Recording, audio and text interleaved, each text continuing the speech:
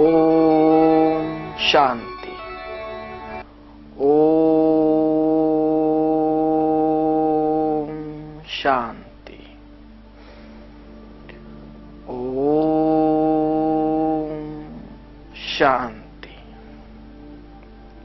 ओम शांति यह महामंत्र है जिसका उच्चारण करने से आत्माओं को स्वतः ही शांति की अनुभूति होती है।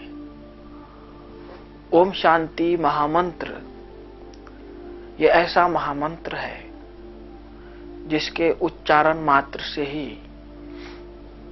आत्मा को शांति की अनुभूति होती है।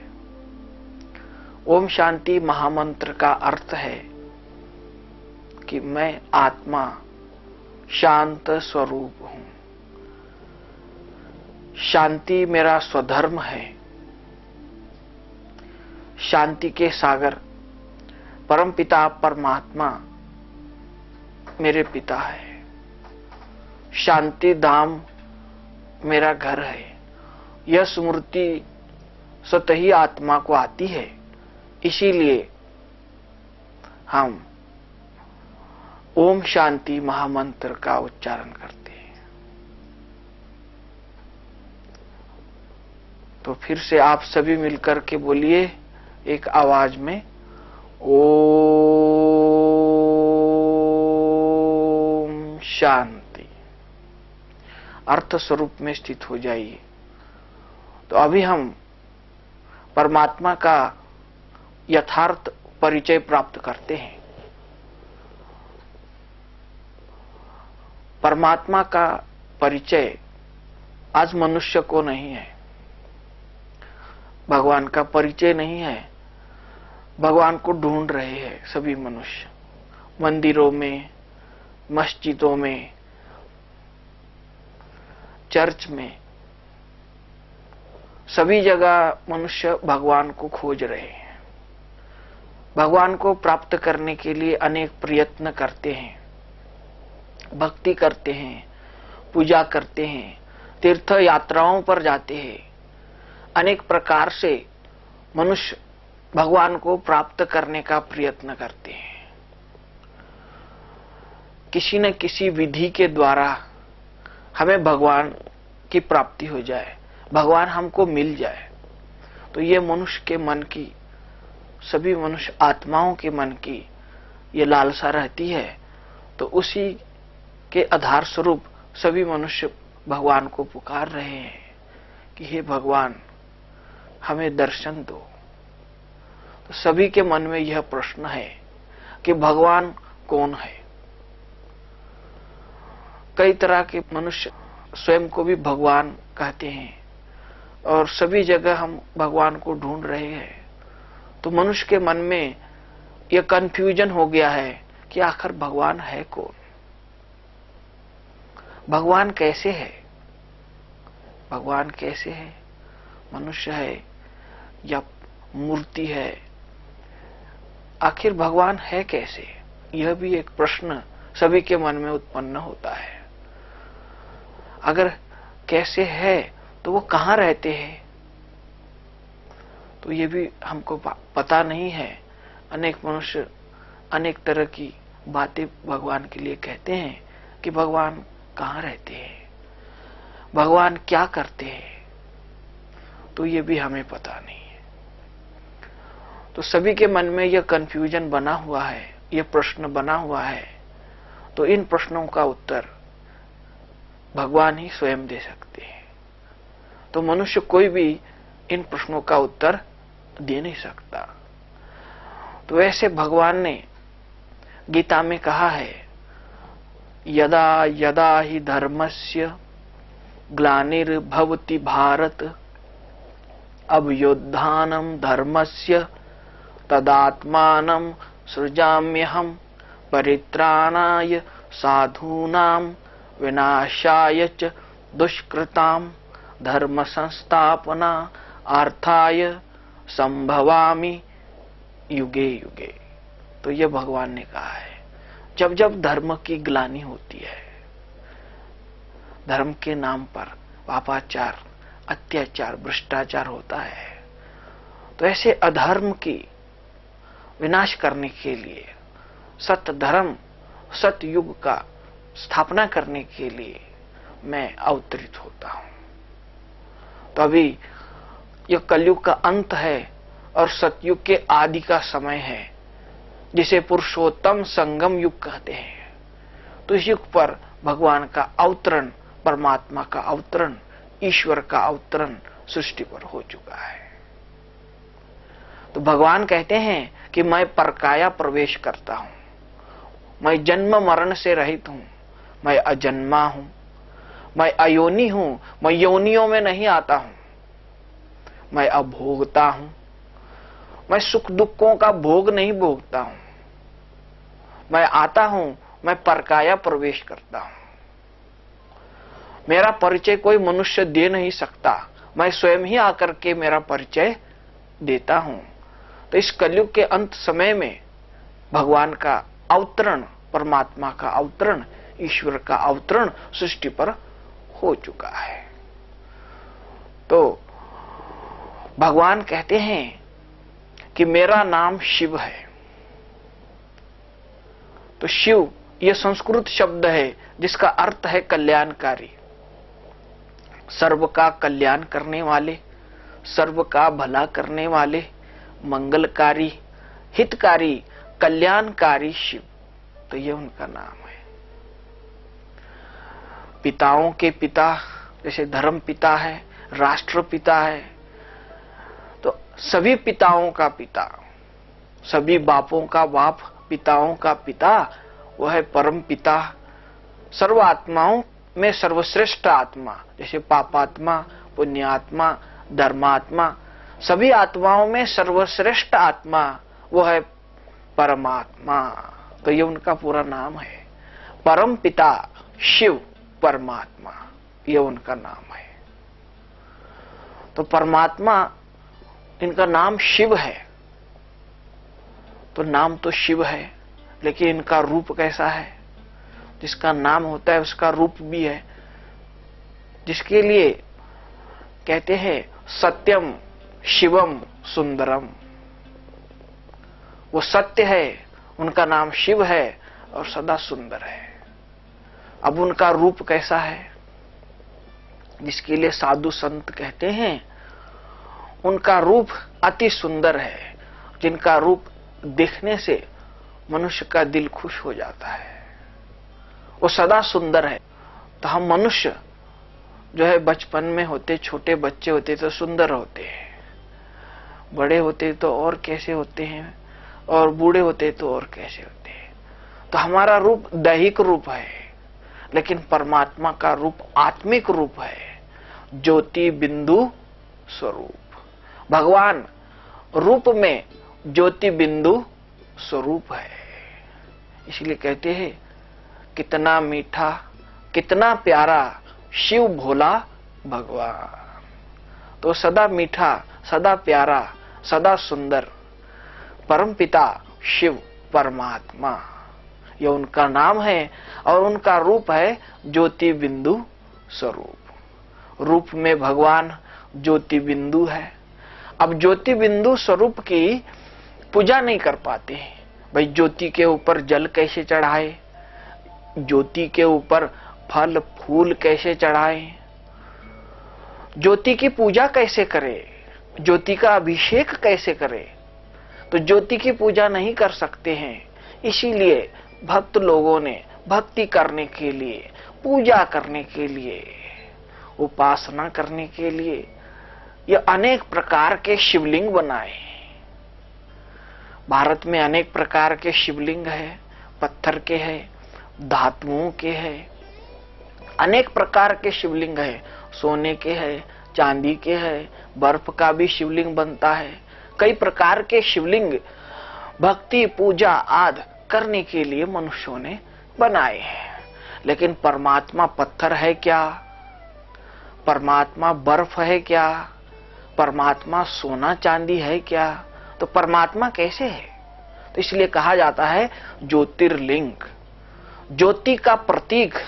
ज्योति की पूजा नहीं कर सकते, इसीलिए ये अनेक प्रकार के धातुओं के, कई तरह के शिवलिंग भक्ति पूजा करने के लिए बनाए गए हैं, लेकिन भगवान पत्थर या धातु या बर्फ नहीं है, तो भगवान है ज्योति बिंदु स्वरूप। इसलिए कहते हुए 12 ज्योतिर्लिंग, ज्योति का प्रतीक ये लिंग बनाया गया है भक्ति पूजा आदि करने के लिए। लेकिन भगवान का रूप है ज्योति बिंदु स्वरूप और नाम है उनका शिव।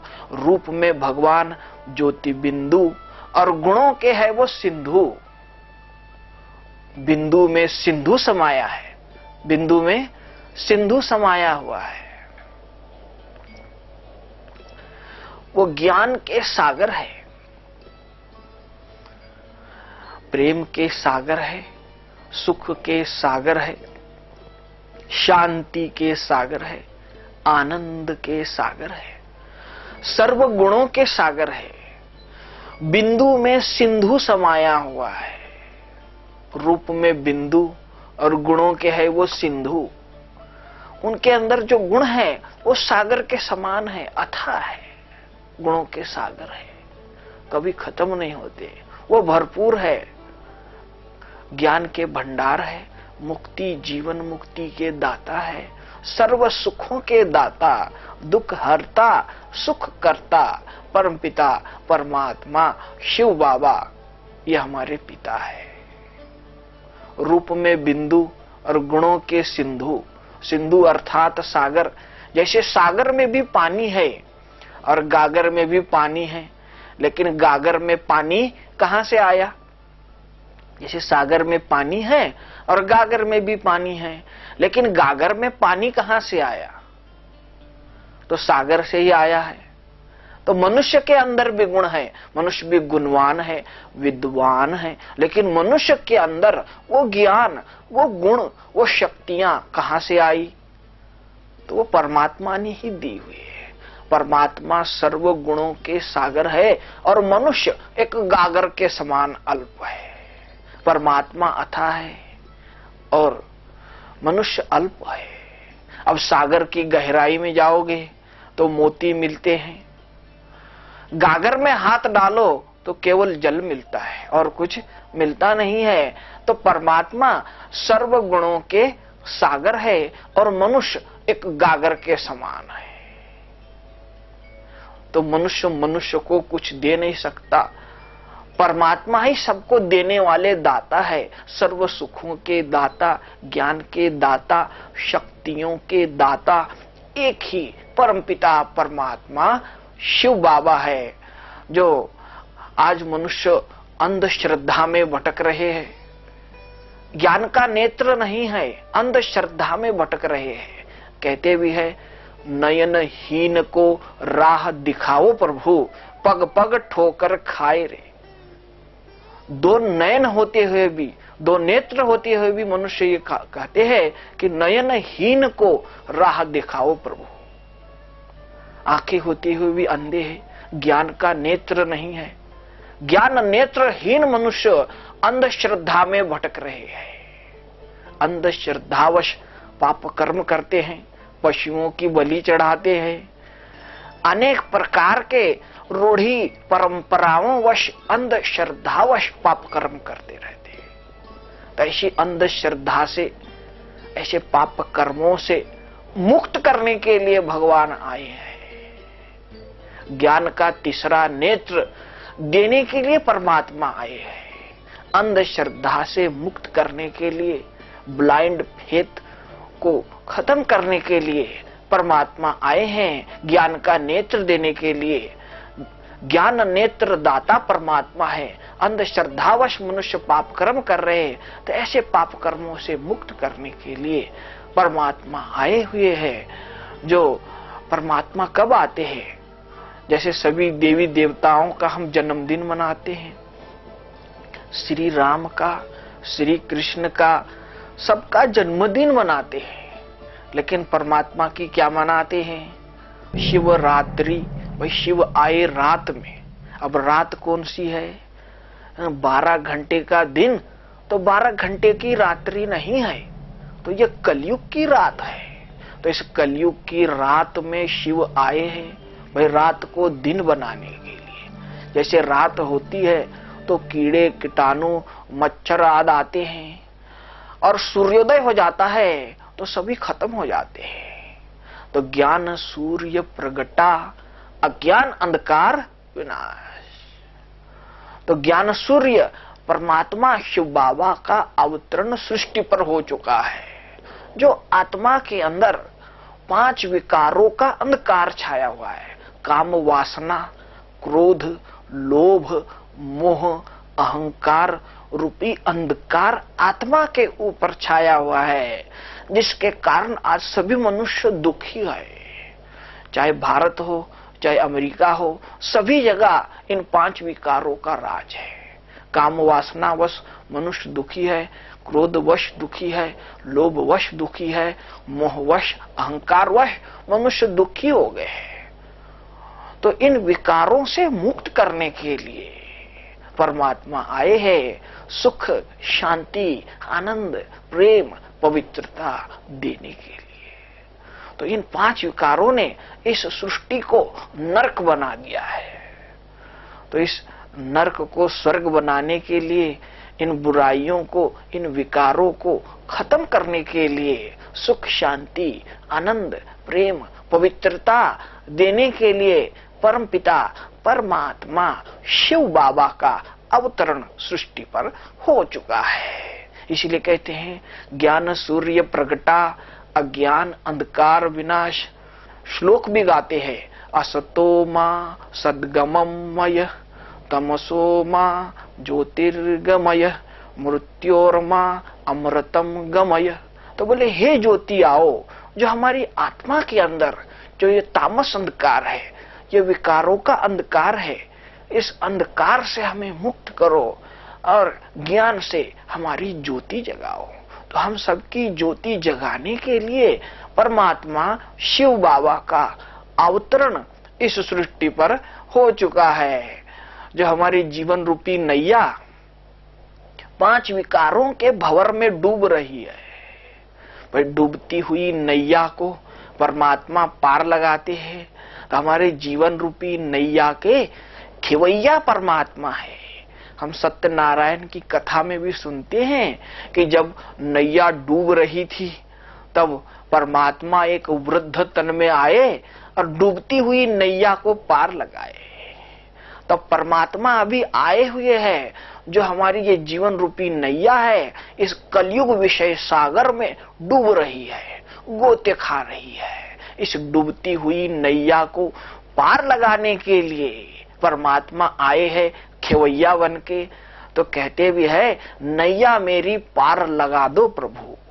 तो परमात्मा हम सबकी जीवन नैया पार लगाने के लिए, कलयुग से निकालने के लिए, सतयुग में ले जाने के लिए परमात्मा आए हैं। जो हमारी जीवन रूपी नैया ये कलयुग विषय सागर में फंस गई है, इन 5 विकारों के भंवर में गोते खा रही है।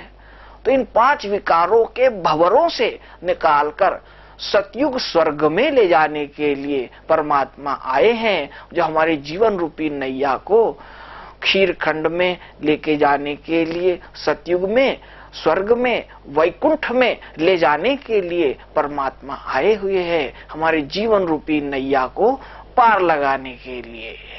आज मनुष्य कांटों जैसे बन गए हैं, जैसे कांटे होते हैं वो चुभते रहते हैं। ऐसे मनुष्य एक दो को दुख देते हैं, एक दो को मारने के लिए अस्त्र शस्त्र, गोला बारूद, बम, मिसाइल साथ बनाते हैं एक दो को मारने के लिए। तो मनुष्य कांटों जैसे बन गए हैं। तो कांटों जैसे दुखदाई मनुष्य को परमात्मा फूलों जैसा सुखदाई बनाते हैं। तो परमात्मा बागवान है, माली है, जो कांटों जैसे दुखदाई मनुष्यों को फूलों जैसा सुखदाई बनाते हैं। तो कांटों के जंगल को फूलों का बगीचा, सतयुग स्वर्ग बनाने के लिए परमात्मा आए हैं। परमपिता परमात्मा शिव बाबा नर को नारायण बनाते हैं। नर ऐसी श्रेष्ठ करनी करे जो नर बने नारायण। भाई नारी ऐसी श्रेष्ठ करनी करे जो नारी बने लक्ष्मी और भारत बने स्वर्ग। तो भाई हमारा भारत स्वर्ग था, हम सबके घर सोने के महल थे।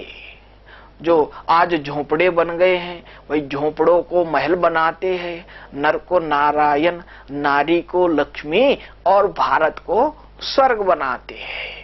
तो हमारा भारत स्वर्ग था, तो आज नरक बन गया है। तो परमात्मा शिव बाबा आए हैं, पुनः नर को नारायण, नारी को लक्ष्मी और भारत को स्वर्ग बनाने के लिए। परमात्मा हमसे कुछ लेते नहीं है, धन दौलत महल महाड़ी आदि आपसे लेते नहीं है। तो परमात्मा क्या लेते हैं? जैसे शिव जी के मंदिर में हम जाते हैं तो क्या चढ़ाते हैं? जो अख के धतूरे के फूल चढ़ाते हैं, जहरीले फूल चढ़ाते हैं। तो परमात्मा के लिए कहते हैं कि भाई परमात्मा ने विष पिया, तो आपके पास जो विष है, जो विकार है, वो परमात्मा को दे दो।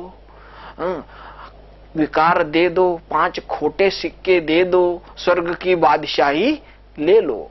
तो भगवान भोलेनाथ है जो आपसे आपका विष मांग रहा है। तो कहते बच्चों, मुझे अपने 5 विकार, 5 खोटे सिक्के दे दो और स्वर्ग की बादशाही ले लो, कखपन दे दो, लखपन ले लो। तो मनुष्य भी दान करते हैं, जैसे कोई अन्न दान करते हैं, भाई आज दान दिया कल फिर भूख लग जाती है। कोई वस्त्र दान करते हैं, आज दिया कल फट जाता है। कोई धन दान करते हैं, आज दिया कल खर्च हो जाता है। मनुष्य जो भी दान करते हैं वो सब है अल्पकाल के लिए, लेकिन भगवान देते हैं जन्म जन्मांतर के लिए, 21 जन्मों के लिए, सदा काल के लिए भरपूर करते हैं। तो भोलेनाथ भगवान आए हैं आप सबकी झोली भरने के लिए। कहते भी है भगवान आपके द्वार खड़े हैं कि भगत भर दे रे झोली। जो भगवान आपसे मांग रहे हैं, आपकी जो बुराइयां हैं, आपकी जो बुरी चीजें हैं, वो भगवान को दे दो और स्वर्ग की बादशाही भगवान से ले लो। 21 जन्म के लिए स्वर्ग की बादशाही देने के लिए, सत्युग का राज भाग देने के लिए भगवान आए हैं। तो भगवान को ये बुराइयां दे करके स्वर्ग की बादशाही ले लो। जैसे भी कहानी बताई जाती है, जैसे एक मार्कंडे नाम का बालक था, जब उसका जन्म हो गया तो ज्योतिषी ने बताया कि भाई इसकी आयु जो है वो 12 वर्ष की है और 12 वर्ष के बाद ये मर जाएगा। तो कहते उसने शिव की बहुत भक्ति की 12 वर्ष। जब 12 वर्ष पूर्ण हो गए तो यमराज भैंसे पर सवार हो यमलोक से आ गए, ले जा लिए। भाई यमराज ने मौत का फंदा डाल दिया, तो मरता क्या नहीं करता, वो शिवलिंग को पकड़ लिया। कहता हे शिव बाबा, हे भोलेनाथ, मेरे को बचाओ। तो शिव बाबा को पुकारने लगा। तो भोलेनाथ भगवान शिव बाबा परम धाम से भागे दौड़े आ गए और 12 के पीछे बिंदु होकर के बैठ गए। जब 12 के पीछे एक बिंदु लग गया तो कितना हो गया? तो बोले 120। तो बोले 120 वर्ष उसकी आयु हो गई और यमराज को खाली हाथ वापस जाना पड़ा। तो शिव बाबा ने उसको काल के पंजे से छुड़ा लिया।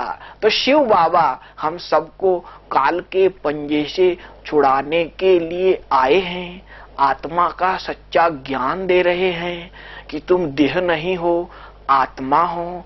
ये शरीर विनाशी है, आत्मा अविनाशी है, ये सत्य ज्ञान देते हैं और मृत्यु के भय से मुक्त करते हैं। इसीलिए शिव बाबा को मृत्युंजय, काल पर विजय दिलाने वाले, कालों के काल महाकाल, अमर कथा सुनाने वाले अमरनाथ भी कहा जाता है। तो शिव बाबा हम सबको अमर बनाने के लिए आए हैं। ये अमर कथा, तिजरी की कथा, सत्यनारायण की कथा, सत्यनारायण बनने की कथा स्वयं भगवान शिव बाबा आकर के सुना रहे हैं। तो शिव बाबा को सभी धर्म के लोग याद करते हैं। सिख धर्म के धर्म गुरु गुरु नानक जी कहते हैं, एक ओमकार सत्य सतनाम करता पुरख, निर्भव निर्वैर अकाल मूरत, आयोनी सैपंग गुरु प्रसाद, जप आद सच, जुगाद सच, है भी सच, नानक होसी भी सच। तो भाई सत्य श्री अकाल, जो बोले सो निहाल। तो गुरु नानक जी एक अकाल मूर्त को, एक ओमकार को याद करते हैं, उनकी ही महिमा करते हैं।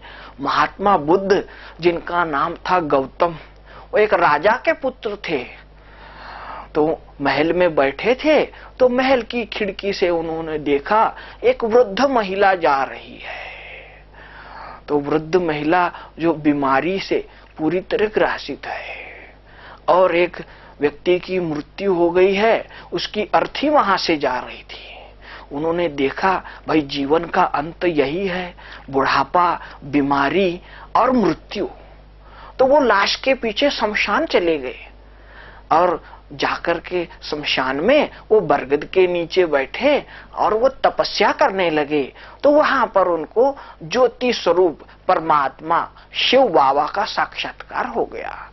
वो ज्योति बिंदु का स्मरण करने लगे और ज्योति बिंदु की तपस्या करके, ज्योति बिंदु को याद करके वो गौतम से महात्मा बुद्ध बन गए और विश्व कल्याण की सेवा में निकल गए। क्रिश्चियन धर्म के धर्मस्थापक क्राइस्ट कहते हैं, God is light, I am son of the God. मैं गॉड नहीं हूं, गॉड लाइट अर्थात ज्योति है, मैं उनका बच्चा हूं। तो वो भी ज्योति स्वरूप का ही ध्यान करते हैं और चर्च में कैंडल्स जलाते हैं, तो भी निराकार परमात्मा ज्योति बिंदु शिव बाबा का ही ध्यान करते हैं। मक्का के अंदर संगे अस्वद नामक पत्थर रखा हुआ है, जिसको कहते हैं काबा का पवित्र पत्थर। तो सभी उसको जाके चूमते हैं, तभी उनका हज कबूल हो जाता है। और सभी कहते हैं, मोहम्मद साहब भी कहते हैं कि अल्लाह एक नूर है, भाई नूरे इलाही, तो नूर अर्थात ज्योति। तो वो भी ज्योति स्वरूप के नाम से ही नमाज पढ़ते हैं, उन्हीं का वो ज्योति बिंदु का ही ध्यान करते हैं। तो हमारे भारत में है 12 ज्योतिर्लिंग मंदिर। तो 12 ज्योतिर्लिंग मंदिरों में निराकार परमात्मा शिव बाबा की ही प्रतिमा रखी है।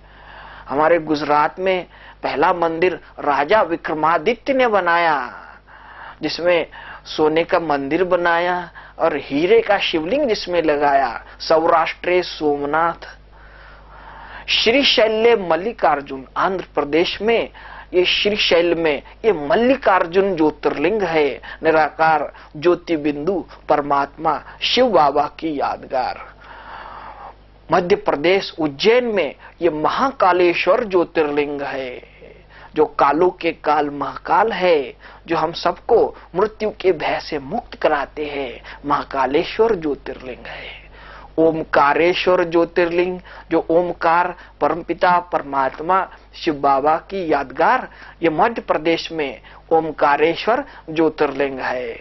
फिर महाराष्ट्र में परली वैद्यनाथ ज्योतिर्लिंग, जो सबसे बड़े वैद्य है, जो हमारे सभी विकार, सभी बीमारियां खत्म करते हैं। तो ये वैद्यनाथ का ज्योतिर्लिंग महाराष्ट्र परली में है। और फिर है भीमा शंकर ज्योतिर्लिंग, जो भीम जैसी ताकत हमको देते हैं, सर्वशक्तिवान बनाते हैं, जो पुणे के पास ये भीमा शंकर ज्योतिर्लिंग ज्योति बिंदु शिव बाबा की यादगार है। फिर है राम ने भी जिनकी पूजा की, रामेश्वर ज्योतिर्लिंग, राम के भी ईश्वर परमपिता परमात्मा शिव बाबा का ज्योतिर्लिंग, तमिलनाडु में रामेश्वरम ज्योतिर्लिंग है। फिर है नागेश्वर ज्योतिर्लिंग, जो नाग जैसे जहरीले मनुष्यों को भी देवता बनाने वाले नागेश्वर का ये ज्योतिर्लिंग गुजरात के अंदर है। फिर है विश्वनाथ ज्योतिर्लिंग वाराणसी में, ये विश्वनाथ विश्व के नाथ, सभी धर्मात्माओं के पिता परमपिता परमात्मा शिव बाबा का ज्योतिर्लिंग, ये विश्वनाथ ज्योतिर्लिंग उत्तर प्रदेश में है, वाराणसी में। और त्र्यंबकेश्वर ज्योतिर्लिंग जो ये नासिक महाराष्ट्र में, ये त्र्यंबकेश्वर ज्योतिर्लिंग है, जो त्रिमूर्ति परमपिता परमात्मा शिव बाबा की यादगार त्र्यंबकेश्वर ज्योतिर्लिंग है। फिर केदारनाथ ज्योतिर्लिंग जिनकी पूजा श्री कृष्ण ने की, यह केदारनाथ ज्योतिर्लिंग जो हमारे भारत के अंदर है। फिर है कृष्णेश्वर ज्योतिर्लिंग जो आत्मा और परमात्मा का जब मिलन होता है, जिससे आत्मा परमात्मा के मिलन से शुद्ध हो जाती है, शक्तियां प्राप्त होती है। ये कृष्णेश्वर ज्योतिर्लिंग महाराष्ट्र में औरंगाबाद के पास, ये कृष्णेश्वर अजंता की गुफा के पास ये कृष्णेश्वर ज्योतिर्लिंग है, जो परमपिता परमात्मा और आत्मा के मिलन के यादगार ये कृष्णेश्वर ज्योतिर्लिंग। तो ऐसे 12 ज्योतिर्लिंग भारत में मुख्य गाये हुए है। हर गांव में कोई मंदिर हो ना हो, परमात्मा शिव बाबा का मंदिर तो जरूर होता है। तो परमात्मा हमारे पिता है, जो हमारे 2 पिता है। एक शरीर का पिता है, जो शरीर को जन्म देता है, वो शरीर का पिता है। तो शरीर के अंदर है चैतन्य शक्ति आत्मा, तो आत्मा के पिता है परम पिता परमात्मा शिव बाबा। ये हम आत्माओं के पिता है। शरीर का पिता तो एक जन्म के लिए है, लेकिन आत्मा का पिता जन्म जन्मांतर कल्प कल्पांतर एक ही परमपिता परमात्मा शिव बाबा है। और तीसरा पिता है प्रजापिता ब्रह्मा बाबा, जो सर्व प्रजा का पिता, जिनके तन में परमात्मा आकर अपना कार्य करते हैं, वो है प्रजापिता ब्रह्मा बाबा। तो हम सबके 3 पिता है, एक शरीर का पिता और ये आत्मा के पिता परमपिता परमात्मा, और ये प्रजापिता ब्रह्मा बाबा। एक लौकिक पिता, एक अलौकिक प्रजापिता ब्रह्मा बाबा, और ये पारलौकिक परमपिता परमात्मा शिव बाबा। तो शिव बाबा के मंदिर ऊंचे ऊंचे पहाड़ों पर है, जैसे हिमालय की चोटी पर है अमरनाथ का मंदिर, और हिमालय पर ही है केदारनाथ का मंदिर। भाई ऊंचे ऊंचे पहाड़ों पर शिव बाबा के मंदिर है। तो शिव बाबा के लिए कहते हैं ऊंचा तेरा नाम है, ऊंचा तेरा काम है, और ऊंचा तेरा धाम है। तो शिव बाबा का धाम भी ऊंचा है, सूर्य चांद सितारों के पार, ब्रह्मा विष्णु और शंकर के भी पार ये परमपिता परमात्मा शिव बाबा का घर है, जहां हम आत्माएं और हमारे पिता परमपिता परमात्मा शिव बाबा रहते थे। वहां से हम आत्माएं ये सृष्टि रंगमंच पर आए हैं खेल खेलने के लिए। अब खेल पूरा हो गया, सतयुग बीता, त्रेता बीता, द्वापर बीता, अब कलयुग खत्म हो गया।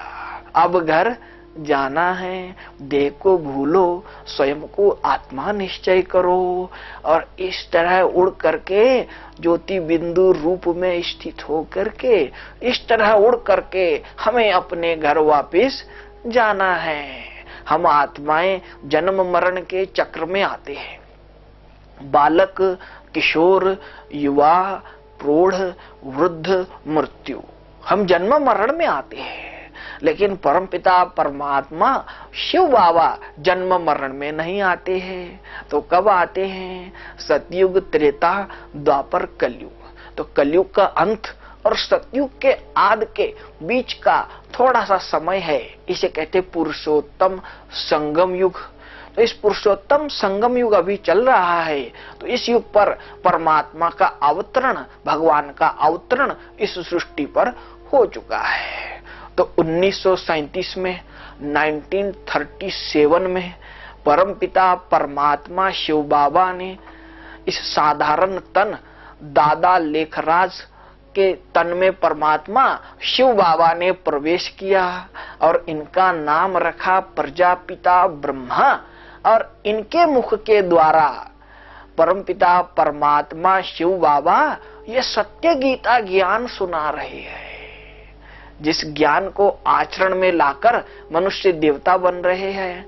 आज पूरे भारत में और भारत के बाहर 140 देशों में 10 लाख भाई बहन मनुष्य से देवता बनने का पुरुषार्थ कर रहे हैं, परमात्मा की श्रीमत पर चल रहे हैं, दैवी दुनिया की स्थापना हो रही है। तो इस दैवी दुनिया की पालना ये विष्णु चतुर्भुज करते हैं। 2 भुजाएं लक्ष्मी की और 2 भुजा नारायण की। लक्ष्मी और नारायण का मिला जुला कंबाइंड रूप दिखाया है विष्णु चतुर्भुज। और शंकर के द्वारा पतित कलयुगी भ्रष्टाचारी दुनिया का विनाश होता है। तो परमात्मा कार्य इस सृष्टि पर चल रहा है। परमात्मा शिव बाबा दैवी दुनिया की स्थापना प्रजापिता ब्रह्मा बाबा के द्वारा कर रहे हैं और शंकर के द्वारा पतित कलयुगी भ्रष्टाचारी दुनिया का विनाश कार्य भी शुरू है। तो परमपिता परमात्मा शिव बाबा ये मनुष्य सृष्टि रूपी कल्प वृक्ष के बीज है। ये उल्टा वृक्ष है जिसका बीज ऊपर है और डालियां सब नीचे है। तो परमपिता परमात्मा शिव बाबा ये मनुष्य सृष्टि रूपी कल्प वृक्ष के बीज है। तो परमात्मा शिव बाबा प्रजापिता ब्रह्मा और जगदम्बा सरस्वती के द्वारा इस मनुष्य सृष्टि रूपी कल्प वृक्ष की कलम लगाते हैं। तो पहला युग आया सतयुग, 1250 वर्ष सतयुग, राधे कृष्ण लक्ष्मी नारायण का राज सतयुग, सतो प्रधान सतयुग। फिर सतयुग के बाद आया त्रेता युग, 1250 वर्ष राम सीता का राज। त्रेता युग आया, सतयुग और त्रेता युग 2500 वर्ष भारत में स्वर्ग था। एक धर्म, एक राज, एक भाषा, एक कुल, एक मत था। फिर द्वापर युग शुरू हो गया, भक्ति पूजा पाठ शुरू हो गया, देवताएं व मार्ग में लग गए, जो भक्ति शुरू हो गई। राजा विक्रमादित्य ने सोमनाथ का पहला मंदिर बनाया जहां से भक्ति पूजा पाठ शुरू हो गया। तो भक्ति करने के अनेक तरीके निकले। इब्राहिम आए जिन्होंने इस्लाम धर्म की स्थापना की, बुद्ध आए जिन्होंने बौद्ध धर्म की स्थापना की, क्राइस्ट आए जिन्होंने क्रिश्चियन धर्म की स्थापना की, शंकराचार्य आए जिन्होंने संन्यास धर्म की स्थापना की, गुरु नानक जी आए जिन्होंने सिख धर्म की स्थापना की। अनेक धर्म स्थापकों ने अपने अपने धर्मों की स्थापना की, भक्ति पूजा आदि करने के नए नए तरीके निकाले। तो धर्म तो शांति के लिए, भक्ति भावना के लिए स्थापन किए गए। फिर धर्मों में झगड़े शुरू हो गए, कलह शुरू हो गया, जिसको कलह युग कहा गया। तब इस कलह युग का अंत है। परमपिता परमात्मा शिव बाबा प्रजापिता ब्रह्मा के तन में आए हैं और सृष्टि के आदि मध्य अंत का ज्ञान दे रहे हैं। और जो परमात्मा से विपरीत बुद्धि लोग हैं वो आपस में लड़ रहे हैं।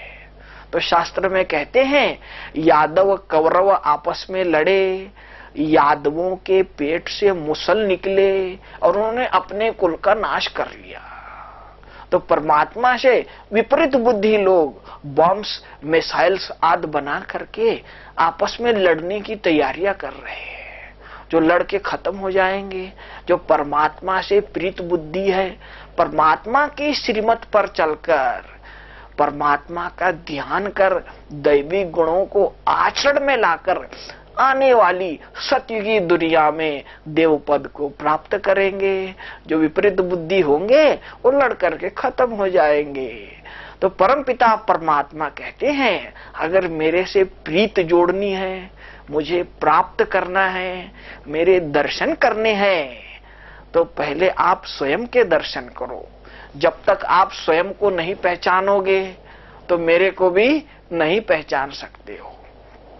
दिन भर हम मैं शब्द का प्रयोग करते हैं, लेकिन मैं कौन हूं जानते नहीं है। तो मैं बोलने वाली कौन है? मैं बोलने वाला मुंह है क्या? तो कौन है मैं बोलने वाली शक्ति? ये मैं को आप जानते नहीं है। तो पहले मैं को पहचानिए कि आप कौन है। ये स्वयं का परिचय प्राप्त कीजिए। जैसे एक बहुत बड़ा मंदिर है और मंदिर में मूर्ति नहीं है तो मंदिर का महत्व नहीं है। तो ये शरीर एक मंदिर है, तो इस शरीर रूपी मंदिर में आत्मा रूपी मूर्ति विराजमान है। आत्मा सारथी है और ये शरीर ये रथ के समान है और ये पंच इंद्रियां घोड़े के समान है, जिसका नियंत्रण आत्मा ब्रकुटी में बैठ करती है। तो ब्रकुटी के बीच आत्मा प्रकाश स्वरूप है, इसीलिए ब्रकुटी में तिलक लगाया जाता है, क्योंकि आत्मा ब्रकुटी के अंदर रहती है। तो इसलिए कहते ब्रकुटी के बीच चमकता है अजब सितारा। तो ब्रकुटी के बीच चमकता सितारा आत्मा है, जो आत्मा ब्रकुटी में बैठ करके सारे शरीर का नियंत्रण करती है। आंखों से देखने वाली, मुख से बोलने वाली, कानों से सुनने वाली, शरीर के सर्व कर्मेंद्रियों से कर्म करने वाली आत्मा है। तो आत्मा प्रकाश स्वरूप है। जैसे सर्प में मणि है, जैसे सर्प खाल बदलता है, ऐसे आत्मा एक शरीर छोड़ती है और दूसरा शरीर धारण करती है। तो आत्मा कभी मरती नहीं है। आत्मा जब शरीर पुराना हो जाता है तो उसे त्याग कर पुनः बाल्यावस्था को प्राप्त करती है। आत्मा एक तपस्वी के समान है और शरीर एक कुटिया के समान है।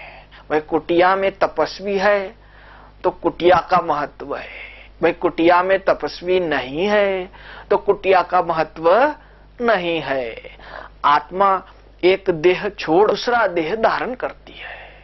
मनुष्य की आत्मा मनुष्य का ही देह धारण करती है, पशुओं का देह धारण नहीं करती। जैसे आम का बीज लगाया तो आम का ही वृक्ष आता है और आम ही फल उसको लगते हैं।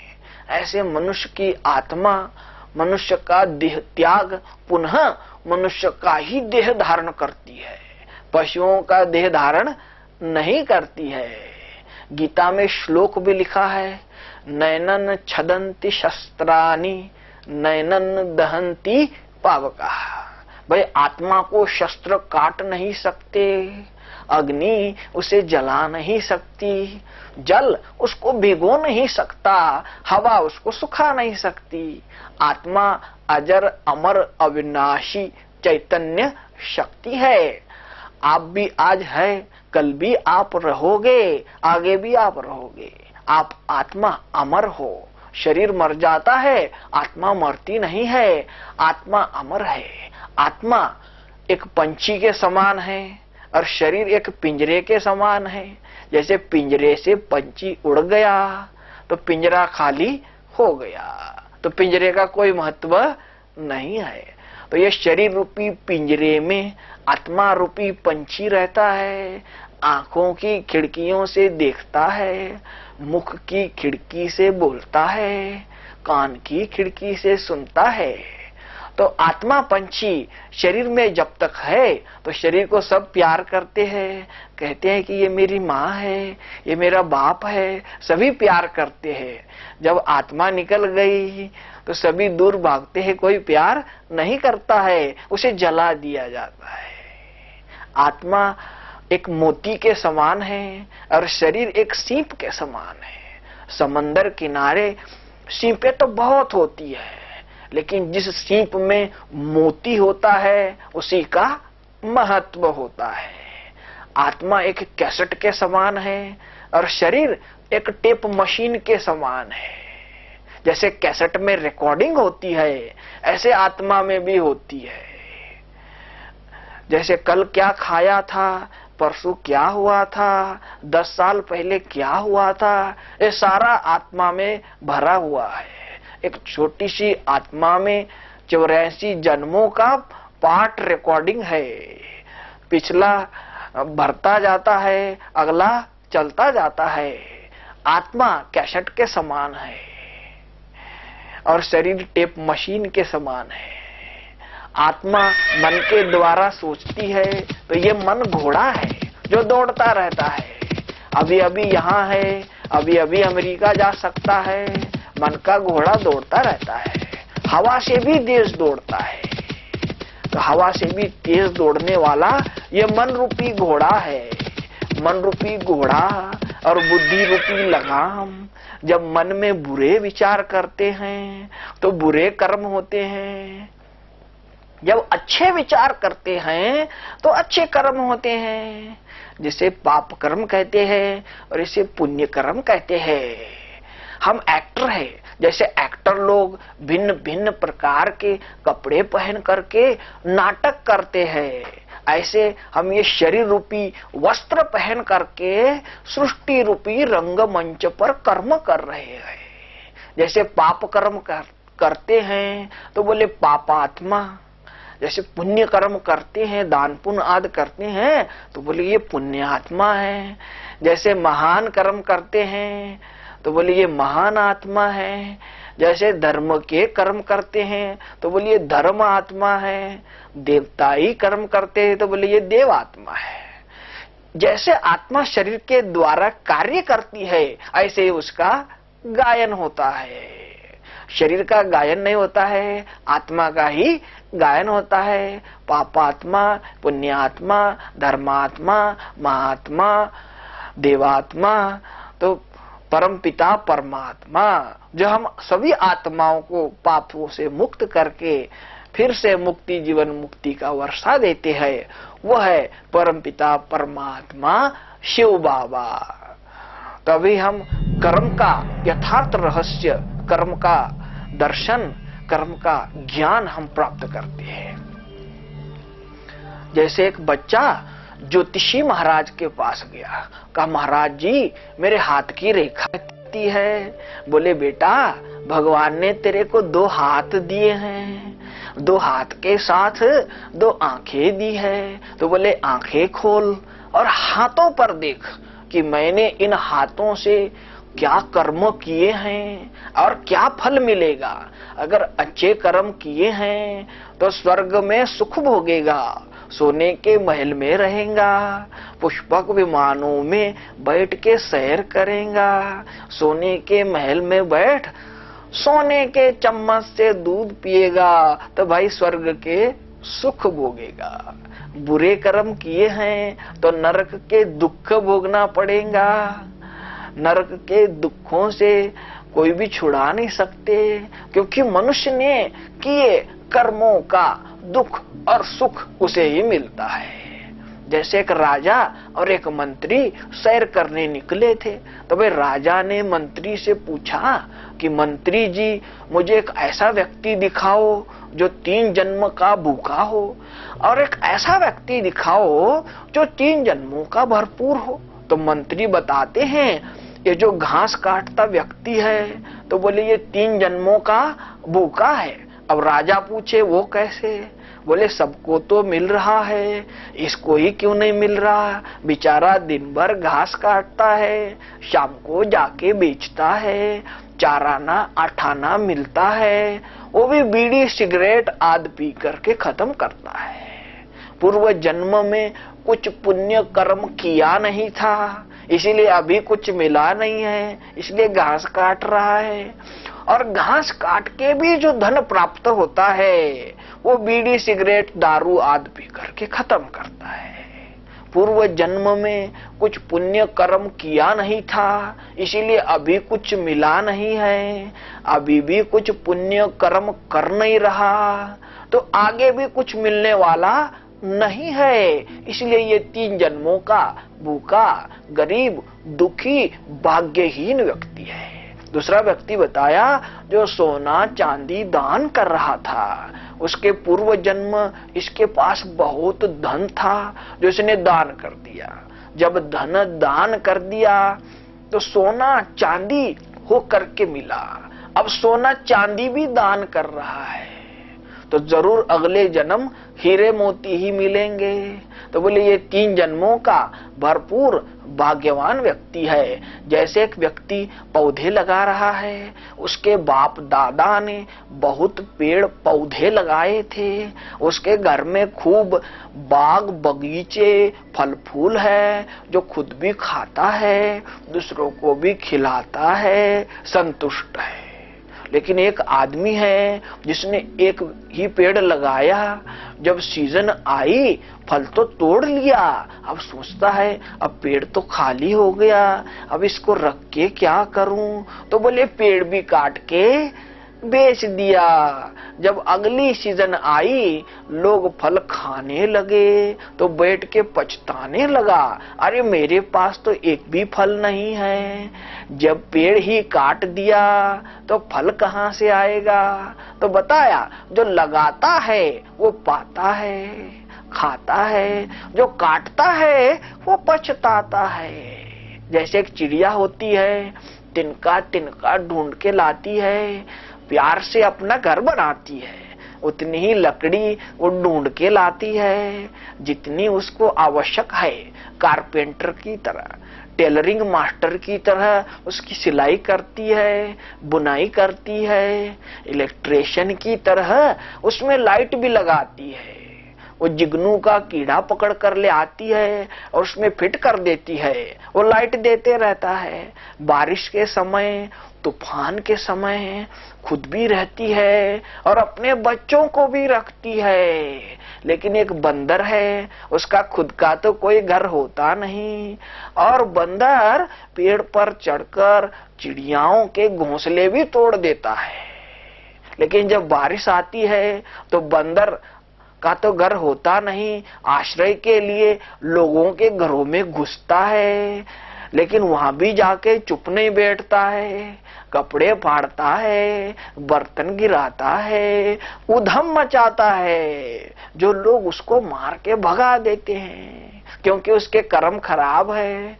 जो दूसरों के घर उजाड़ता है उसको कहीं भी घर नहीं मिलता, जहां तहां से मार के भगा दिया जाता।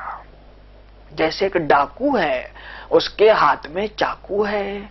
अब डाकू के हाथ का चाकू देख लोग डर के भागते हैं, अरे इसका चाकू लग जाए तो हम मौत के घाट उतर जाए। लेकिन एक डॉक्टर है, जब वो ऑपरेशन करता है तो उसके भी हाथ में चाकू होता है, लेकिन डॉक्टर के चाकू से तो कोई डरते नहीं है। उसके आगे तो लाइन लगाते हैं, रिक्वेस्ट करते हैं, कहते हैं डॉक्टर जी, बोले जितने पैसे चाहिए उतने ले लो, लेकिन जरा जल्दी हमारा ऑपरेशन करो, माना जरा जल्दी चाकू मारो। पैसा देके रिक्वेस्ट करके चाकू मरवा लेते हैं, क्योंकि डाकू का चाकू लगता है तो मौत के घाट उतरते हैं, और डॉक्टर का चाकू लगता है तो नया जीवन मिलता है। डाकू चाकू लगाने के लिए दिन रात मेहनत करता है, प्लान बनाता है। ऐसा एक बच्चा है जो दिन रात पढ़ाई करता है, दिन रात पढ़ लिख करके बच्चा बड़ा हो करके जज बन गया, न्यायाधीश बन गया। उसी क्लास में एक दूसरा बच्चा था जो दिन रात लड़ाई झगड़े करता है, स्कूल में लड़ता है, घर में लड़ता है, जहां तहां लड़ता झगड़ता रहता है। भाई लड़ झगड़ के बड़ा होके वो डाकू बन गया और उसने किसी को चाकू से मार दिया, जो इसको भी पकड़ के अदालत में पहुंचा दिया। भाई दोनों बच्चों ने दिन रात मेहनत की, एक ने पढ़ाई पढ़ने की मेहनत की और एक ने लड़ाई झगड़ा करने की मेहनत की। भाई दोनों ने मेहनत की और दोनों एक जगह पहुंच गए, अदालत में। अब दोनों का कर्म भी एक ही है, डाकू भी किसको चाकू लगाकर मारने का ही कर्म करता है और जज भी किसी को मौत की सजा सुनाकर मारने का ही कर्म करता है। भाई दोनों मारने का ही कर्म करते हैं, लेकिन डाकू को मौत के बदले सजाए मौत मिलती है और जज को किसी को मौत की सजा देने के बदले भाई तनख्वाह मिलती है, पेमेंट मिलता है, पगार मिलता है। कर्म तो एक ही है, लेकिन फल कैसा भिन्न मिलता है ये यहाँ पर दर्शाया गया है। जैसे एक बच्चा है, बोलिए बहुत गुणवान है, बहुत गुणी बच्चा है, इसके अंदर बहुत अच्छे गुण है। भाई गुणवान है तो इसका क्या करें? कहे गुणवान है तो बोले इसको देश का राजा बना दो, तो ये देश का अच्छा काम करेगा, देश को उन्नति की ओर ले जाएगा, देश की प्रगति करेगा, इसीलिए इसको देश का राजा बना दो। तो बोले उसको देश का राजा बना दिया गया। एक बच्चा है, बोले ये बहुत विद्वान है, बहुत विद्वत्ता इसके अंदर है, बहुत विद्वान है। भाई विद्वान है तो फिर इसका क्या करें? कहे विद्वान है तो बोले इसको बहुत बड़े मंदिर का पुजारी बना दो, तो बोले उसको बहुत बड़े मंदिर का पुजारी महंत बना दिया गया। एक बच्चा है, बोले ये बहुत बलवान है, इसके अंदर बहुत ताकत है, बल के आधार पे गली मोहल्ले में लड़ाई झगड़े करता रहता है, सबको डराता धमकाता रहता है। बोले इसका क्या करें? कहे इसको पहरेदार बना दो, जो अपनी ताकत के बल से गांव की देश की रक्षा करेगा, अपनी ताकत को सेवा में लगाएगा, तो कहे इसको पहरेदार बना दो। तो बोले उसको पहरेदार बना दिया गया। तो मतलब यह है कि जैसे गुण मनुष्य के अंदर होते हैं ऐसे ही पद मनुष्यों को मिलते हैं। जैसे फूल होते हैं, फूलों में गुण होते हैं, फूल सुगंध देते हैं, फूल कोमल होते हैं, इसीलिए फूल सबको पसंद होते हैं। मंदिरों में, ऑफिसों में, दोस्तों में, मित्रों में फूल दिए जाते हैं। कांटे किसी को दिए नहीं जाते हैं, क्योंकि कांटे चुभते हैं, इसलिए दिए नहीं जाते। भाई लो कांटे, बोले कांटे नहीं चाहिए क्योंकि कांटे चुभते हैं, इसलिए दिए नहीं जाते। लेकिन फूलों की रक्षा कौन करता है? तो बोले कांटे ही करते हैं, जो बाड़ लगाने के काम आते हैं, ताकि जंगली जानवर, भैंसे आदि बगीचे में घुस न सके। भाई जंगली जानवर बगीचे में घुस गए तो बगीचा खराब हो जाएगा। तो इसीलिए फूलों की रक्षा तो कांटे ही करते हैं, जो बाड़ लगाने के काम आते हैं, ताकि जंगली जानवर बगीचे में घुस ना सके। तो भाई अच्छे अच्छे फूल चुन कर करके भाई ले जा कर करके राजा को दिए। तो फूल लेकर के राजा सोचे कि भाई ये फूल लेकर के मैं क्या करूं? तो फूल लेकर के राजा आए मंदिर में इन देवी देवताओं की पूजा करने के लिए। तो भाई इन देवियों की पूजा क्यों होती है? क्योंकि इनमें गुण है। अब देवी की मूर्ति तो कोई रोती सूरत की तो दिखाई नहीं है, देवी हमेशा हर्षित मुख दिखाई जाती है कि देवियों के अंदर गुण है, हर्षित मुखता, सहनशीलता, नम्रता। तो मिट्टी की और पत्थर की पूजा नहीं होती, तो कहे उनके गुणों की और शक्तियों की पूजा होती है। तो ये गुण और ये शक्तियां इन देवियों में कहां से आई?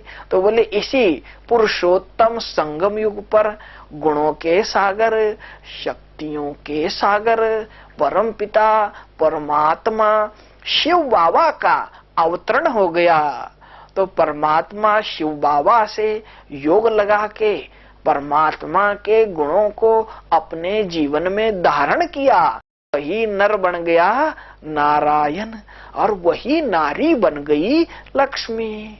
तो अपने ही कर्मों से नर से नारायण बन स्वर्ग का ताज तखत भी पा सकते हैं और अपने ही कर्मों से फांसी के तख्ते पर भी पहुंच सकते हैं। तो कर्म के अनुसार ही स्वर्ग का ताज तखत है और कर्म के अनुसार ही फांसी का तख्ता है। तो भगवान ने भाग्य बनाने की कलम आपके हाथ में दी है। तो आप स्वर्ग का राज्य भाग्य ले लो या फांसी का तख्ता ले लो, ये आपके हाथ में है।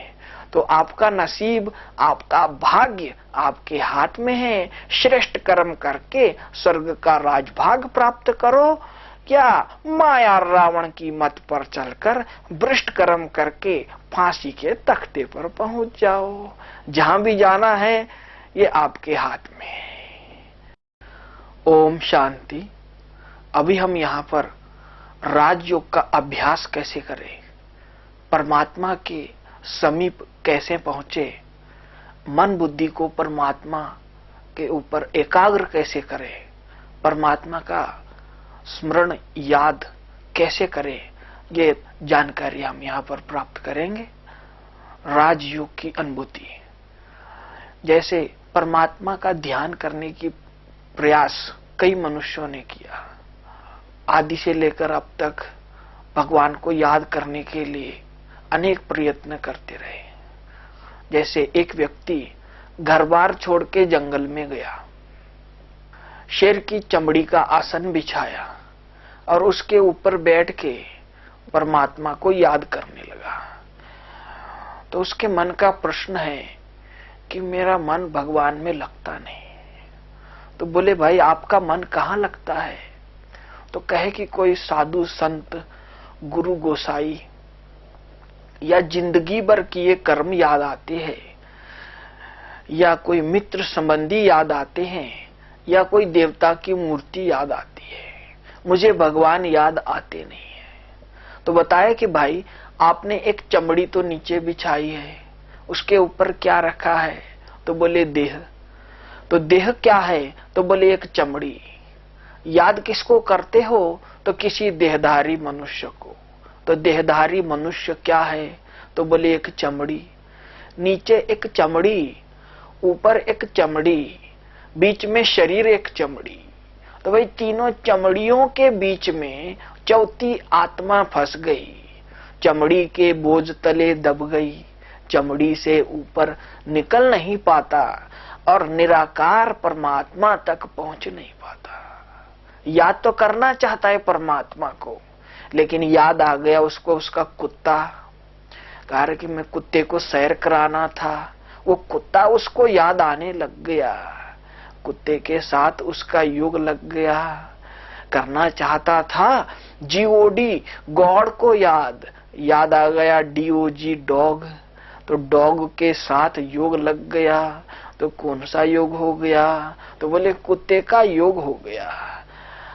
अरे परसों मेरा झगड़ा हुआ था, उसने मुझे मारा था, मैंने उसे मारा था, वो झगड़ा याद आने लग गया। तो बोले झगड़े में योग लग गया। तो कौन सा योग हो गया? तो बोले झगड़े का योग हो गया। अरे मुझे दूध लाने जाना था, चाय बनाना था, वो दूध और चाय याद आने लग गया, दूध चाय के साथ योग लग गया। तो कौन सा योग हो गया? तो बोले दूध और चाय का योग हो गया।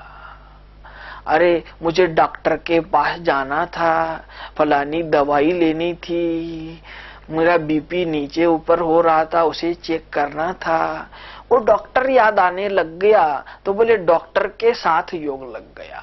तो बोले कौन सा योग हो गया? तो बोले डॉक्टर का योग हो गया। अरे मुझे पोस्ट ऑफिस में जाना था, मेरे मित्र को लेटर डालना था, वो पोस्ट ऑफिस याद आने लग गया, वो मित्र याद आने लग गया। अरे मुझे टेलीफोन करना था, वो टेलीफोन याद आने लग गया। अरे मुझे किसी की शादी में जाना था, किसी की बर्बादी में जाना था, वो शादी बर्बादी याद आने लग गई। तो बोले उसमें योग लग गया। अरे मैं तो योग लगाना चाहता था भगवान से, लेकिन मेरा योग लगता नहीं है। ये सब बातें याद आती है, ऐसा क्यों होता है? ऐसा उसके मन में प्रश्न है। तो आपके भी मन में ऐसा ही प्रश्न है। हम याद तो भगवान को करना चाहते हैं, याद तो ईश्वर को, परमात्मा को करना चाहते हैं, लेकिन हमारा मन भटकता रहता है, यहाँ वहां भागता रहता है। हम क्या करें? ऐसा आपके मन में प्रश्न है। तो याद तो करना चाहते हैं, लेकिन याद कर नहीं पाते हैं। ये सब बातें याद आती है, हम क्या करें? ऐसा प्रश्न आपके मन में है। तो उत्तर भी आपके ही पास है। जैसे एक व्यक्ति है जिसने साहब को फोन किया कि साहब मैं आपसे मिलना चाहता हूं। तो साहब ने कहा भाई आप हमारे घर पे आ जाओ, वहां पर मैं आपको मिलूंगा। तो वो घर पे आ गया तो नौकर ने रोक दिया, कहे रुक जा भाई, साहब अभी भोजन कर रहे हैं और भोजन के बाद मिलेंगे। वो रुक गया। उतने में एक दूसरा आदमी आया जो सीधा अंदर आ गया। नौकर ने भी रोका नहीं और वो सीधा अंदर चला गया। और साहब ने भी कहा आओ बैठो भोजन करो। अब इसमें प्रश्न ये है कि पहला व्यक्ति जिसने फोन करके टाइम लिया, इसको क्यों रोक दिया, और ये दूसरा व्यक्ति जिसने न फोन किया न टाइम लिया, इसको क्यों अंदर आने दिया? ऐसा क्यों हुआ? तो बताया कि इसने फोन करके टाइम लिया लेकिन आदमी पराया था इसलिए रोक दिया गया, और जो दूसरा था वो अपना था इसलिए अपने आप चला गया। तो अपना कोई आता है तो हम कहते हैं आओ बैठो भोजन करो। तो मनुष्य का जो अपना है वो अपने आप याद आता है, उसको याद करना नहीं पड़ता है। जैसे कि माता का पति है उसको अपने आप याद आता है, बच्चा है उसको अपने आप याद आता है, उसको याद करना नहीं पड़ता। मैं तो खा रही हूं लेकिन मेरा बच्चा पता नहीं खा रहा है कि नहीं। तो पति, बच्चा, घर गृहस्थी, रिश्तेदार सब याद आते हैं, लेकिन भगवान क्यों नहीं याद आते? भगवान की याद क्यों भूल जाती है? तो क्योंकि जो रिश्तेदार है, जो पति है, पत्नी है, बच्चे हैं, वो सब अपने हैं, लेकिन परमात्मा को अपना नहीं बनाया है। तो पहले परमात्मा को अपना बना लो। जैसे कोई माता का पति है तो जब उसकी शादी नहीं हुई थी तो वो तो उसका अपना था नहीं, कोई पराया लड़का था, तो उसको शादी किया, उसको अपना बना लिया, दिल में बिठा लिया, तो वो स्वतः ही याद आता है। तो ऐसे परमात्मा को अपना बना लो, उसको दिल में बिठा लो। जैसे हनुमान ने राम को अपना बनाया, दिल में बिठाया, भाई सीना फाड़ के दिखाओ दिल में कौन है, तो बोले राम है। तो ऐसे परमात्मा को, दिलाराम को, शिव भगवान को दिल में बिठा लो तो अपने आप याद आएगा। याद करने के लिए कहीं जंगलों में जाना नहीं पड़ेगा, घर गृहस्थ में रहते कार्य व्यवहार करते भी याद कर सकते हैं। कहते भी है त्वमेव माता पिता त्वमेव, त्वमेव बंधु सखा त्वमेव, त्वमेव विद्या द्रविणम त्वमेव, त्वमेव सर्वम मम देव देव। तो परमात्मा के साथ सर्व संबंध जोड़ लो।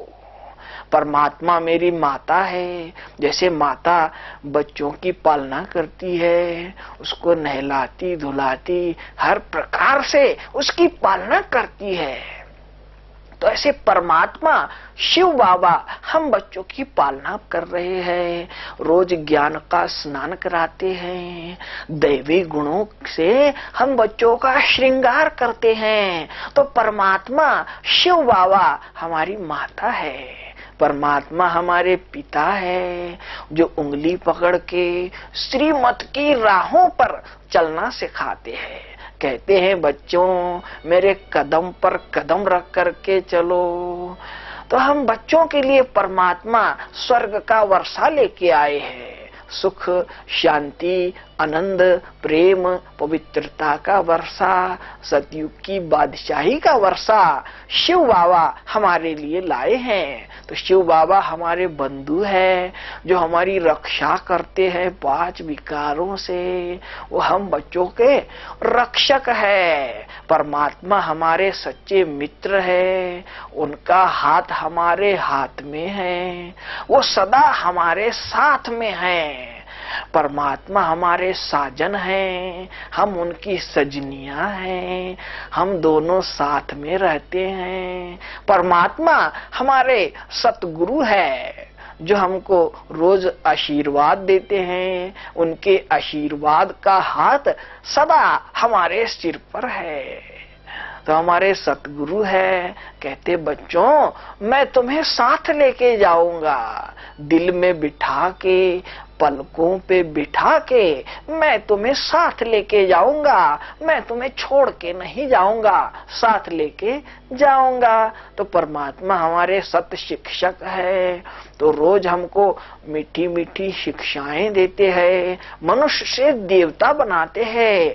तो परमात्मा हमारे सत्य शिक्षक है, जो रोज हमको मीठी मीठी शिक्षाएं देकर मनुष्य से देवता बनाते हैं। तो ऐसे मीठे भगवान के साथ, परमात्मा शिव बाबा के साथ सर्व संबंध जोड़ लो, तो कर्म करते भी याद कर सकते हैं। याद करने के लिए कहीं जाना नहीं पड़ता। जैसे नाव कहाँ होती है? पानी में होती है, लेकिन पानी से ऊपर होती है। ऐसे दुनिया में रहो, घर गृहस्थ में रहो, कार्य व्यवहार करो, सबके साथ प्रेम से रहो, लेकिन मन से परमात्मा को याद करो। जैसे ऑफिस में काम कर रहे हो, तो परमात्मा तो मेरा साथी है, मेरे साथ बैठा है, मेरे कार्य में मदद कर रहा है। परमात्मा मेरा साथी है। परमात्मा कि याद में भोजन बनाओ। जैसे माता भोजन बना रही हो, को भगवान तो मेरा बच्चा है, भगवान तो मेरा पति है, शिव बाबा मेरा पति है, मैं उसके लिए बना रही हूँ। तो शिव बाबा की याद में, परमात्मा की याद में पवित्र ब्रह्मा भोजन बनाओ, परमात्मा को उसका भोग लगाओ, तो भोजन बनेगा। और खाने वाले को भी शिव बाबा की याद आने लगेगी। जैसे कोई मारने भी आ गया, शिव बाबा की याद बुद्धि में है, तो मारने वाला भी गले लग गया, गाली देने वाला भी फूल बरसाने लग गया। शिव बाबा तो मेरा सर्जन है, जो मेरी आत्मा का इलाज कर रहा है, मेरे आत्मा के अवगुण निकाल के सद्गुण भर रहा है। शिव बाबा मेरा सखा है, मेरा साथी है, मेरा मित्र है, जो मेरे साथ सैर कर रहा है। मैं शिव बाबा के हाथ में हाथ दे सैर कर रही हूँ। तो शिव बाबा की याद में शिव बाबा के साथ सैर करो। शिव बाबा ही मेरा संसार है। मेरा घर, मकान, जमीन, जायदाद, धन, दौलत सब शिव बाबा की है। मेरा कुछ भी नहीं है, वो सब शिव बाबा का है। तो हर वस्तु, हर वैभव देखते शिव बाबा की याद आने लगेगी। याद करने के लिए कहीं जाना नहीं पड़ेगा। जीते जी सब शिव बाबा के नाम कर दो, तो हर वस्तु, हर वैभव देखते शिव बाबा की याद आने लगेगी। जैसे कमल कहाँ होता है? कीचड़ में होता है, लेकिन कीचड़ से अलिप्त होता है। ऐसे दुनिया में रहो, घर गृहस्थ में रहो, कार्य व्यवहार करो, लेकिन परमात्मा पर समर्पण रहो। तो ऐसे समर्पण बुद्धि बच्चों को शिव बाबा याद करते हैं। जैसे गाय अपने बछड़े को याद करती है, दिन भर कहीं भी घास खाने चली जाती है, लेकिन जब शाम होती है तो भागी दौड़ी चली आती है। उसको धागे से बांध के रखो, खूंटे गाड़ के रखो, तो खूंटे उखाड़ देगी, धागे तोड़ देगी, और चिल्लाती हुई भागती दौड़ती अपने बच्चे के पास आएगी, उसको दूध पिलाएगी। तो ऐसे शिव बाबा परम धाम से भागे दौड़े हम बच्चों के पास आए हैं, और हम बच्चों को ज्ञान का अमृत पिला रहे हैं, ज्ञान का दूध पिला रहे हैं, और शक्तिशाली पहलवान बना रहे हैं भाई माया पर विजय पाने के लिए। जैसे एक मुर्गी होती है, वो दाने चुग रही थी, तो उतने में एक चील आ गई। तो मुर्गी ने क्या किया? बड़े बड़े पंख फैलाए और बच्चों को पंखों के नीचे छुपा लिया, चील से उनकी रक्षा की। ऐसे माया के विघ्न आते हैं, दुख परेशानियां आपदाएं आती है, तो शिव बाबा अपने बच्चों को स्नेह के पंखों के नीचे, ज्ञान योग के पंखों के नीचे छुपा लेते हैं। और माया रूपी चील से हम बच्चों की रक्षा करते हैं। जैसे कुम्हार के भंबोर में जो बिल्ली के पुंगरे बच गए, बिल्ली के बच्चे बच गए, आग लग गई, लेकिन बिल्ली के बच्चे उसमें सेफ रह गए। तो ऐसे विघ्न आपदाएं आती है तो शिव बाबा की याद में जो रहते हैं तो शिव बाबा अपने बच्चों की स्वतः ही रक्षा करते हैं। तो शिव बाबा के हाथ में हाथ है तो डरने की कोई बात नहीं है। शिव बाबा सदा साथ है। जैसे फूल कभी नहीं बोलते कि हमको पानी दो, खाद दो, ये दो, वो दो, माली उनका ध्यान रखता है। तो हम शिव बाबा के बगीचे के फूल है। शिव बाबा माली बन हम फूलों का ध्यान रखते हैं, समय पर सब चीजें हाजिर कर देते हैं। तो शिव बाबा हमारी रक्षा करते हैं, हथेली पे रख के संभालते हैं, कोई चीज की कमी पड़ने नहीं देते। जैसे एक बार अकबर राजा ने बीरबल को पूछा कि भाई ये पुत्र प्रेम क्या होता है। वो तो प्रैक्टिकल में प्रत्यक्ष में उत्तर देता था। तो एक दिन पिकनिक का प्रोग्राम बनाया। अब नदी किनारे बच्चे खेल रहे थे। अब खेलते खेलते एक सैनिक का बच्चा नदी में गिर गया। अब जैसे बच्चा नदी में गिर गया तो अकबर ने देख लिया, कहा अरे सैनिकों मंत्रियों जाओ उस बच्चे को बचा कर ले आओ। तो सैनिक मंत्री भागे दौड़े गए और उस बच्चे को बचा कर ले आए। तो उसी टाइम बीरबल ने एक अकबर के बच्चे का पुतला बनाया था और खेलते खेलते युक्ति से नदी में गिरा दिया। अब जैसे पुतला नदी में गिर गया तो अकबर ने दूर से देख लिया। अब उसको लगा ये तो मेरा बच्चा नदी में गिर गया। अकबर भागा दौड़ा आया और सीधा नदी में कूद गया। और बीरबल नदी किनारे हंसते खड़ा है, कहता महाराज बाहर आ जाओ। अरे मेरा बच्चा। कहे आपका बच्चा तो ये खड़ा है। तो कहा ये क्या है। कहे आपके प्रश्न का उत्तर है। कहा मैं समझा नहीं। कहा पहले भी एक बच्चा गिरा था, आपने उस पे तरस तो खाया, सैनिकों को ऑर्डर किया, मंत्रियों को ऑर्डर किया, लेकिन जब आपका बच्चा गिर गया तो आप स्वयं ही कूद गए। तो यही होता है पुत्र प्रेम। तो ऐसे शिव बाबा के बच्चे दुखी बन गए तो शिव बाबा परम धाम से स्वयं ही आ गए और वसुधैव कुटुंब की स्थापना की।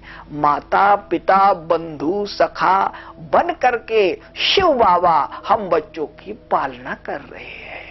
जैसे बाप से बच्चा दूर होता है तो बाप उन्हें लेटर भेजता है, ऐसे शिव बाबा हमें रोज 4 पेज का लेटर भेजते हैं। ज्ञान की मुरली, ज्ञान का पत्र रोज भेजते हैं। बच्चे दुखी हो जाते हैं तो भाई सूक्ष्म प्रेरणाओं से टेलीफोन भी करते हैं।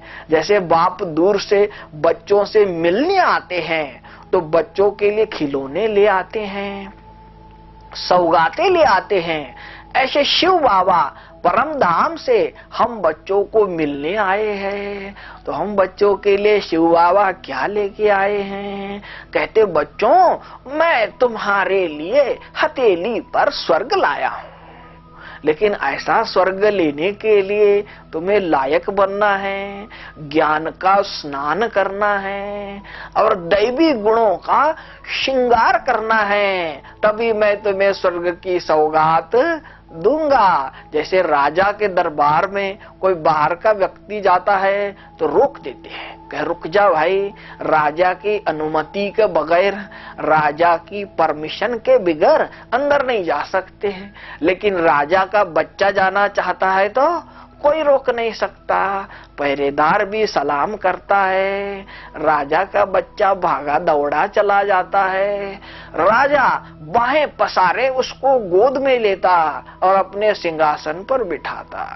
ऐसे शिव बाबा के सच्चे बच्चे बन जाओ तो शिव बाबा के पास डायरेक्ट जा सकते हैं, कोई माया पहरेदार रोक नहीं सकती।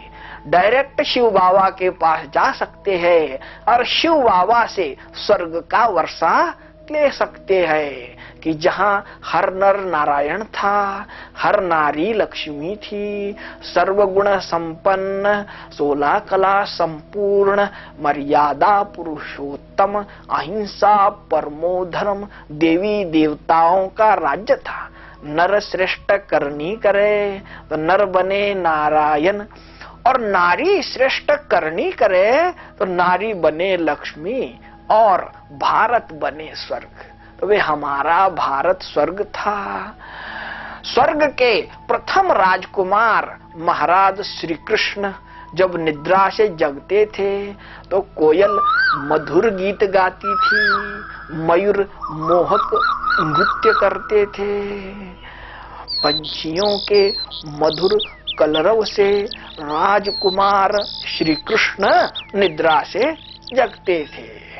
जब निद्रा से जगते थे स्वर्णिम सूर्योदय होता, सोने के महलों में हीरों का प्रकाश होता, और श्री कृष्ण सुगंधित जल में स्नान करते।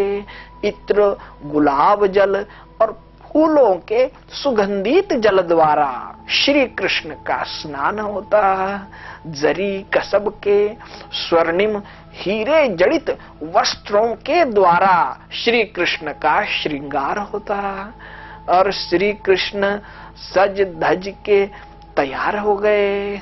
और आप सब साथियों को सतयुग में बुला रहे हैं, हे मेरे सतयुग के साथियों, आओ मैं तुम्हें पुष्पक विमानों में बिठा के सैर करा दूं। तो वह ऐसे सोने के पुष्पक विमान सतयुग में थे जिस पर बैठ करके राधे कृष्ण लक्ष्मी नारायण आसमान में सैर किया करते थे।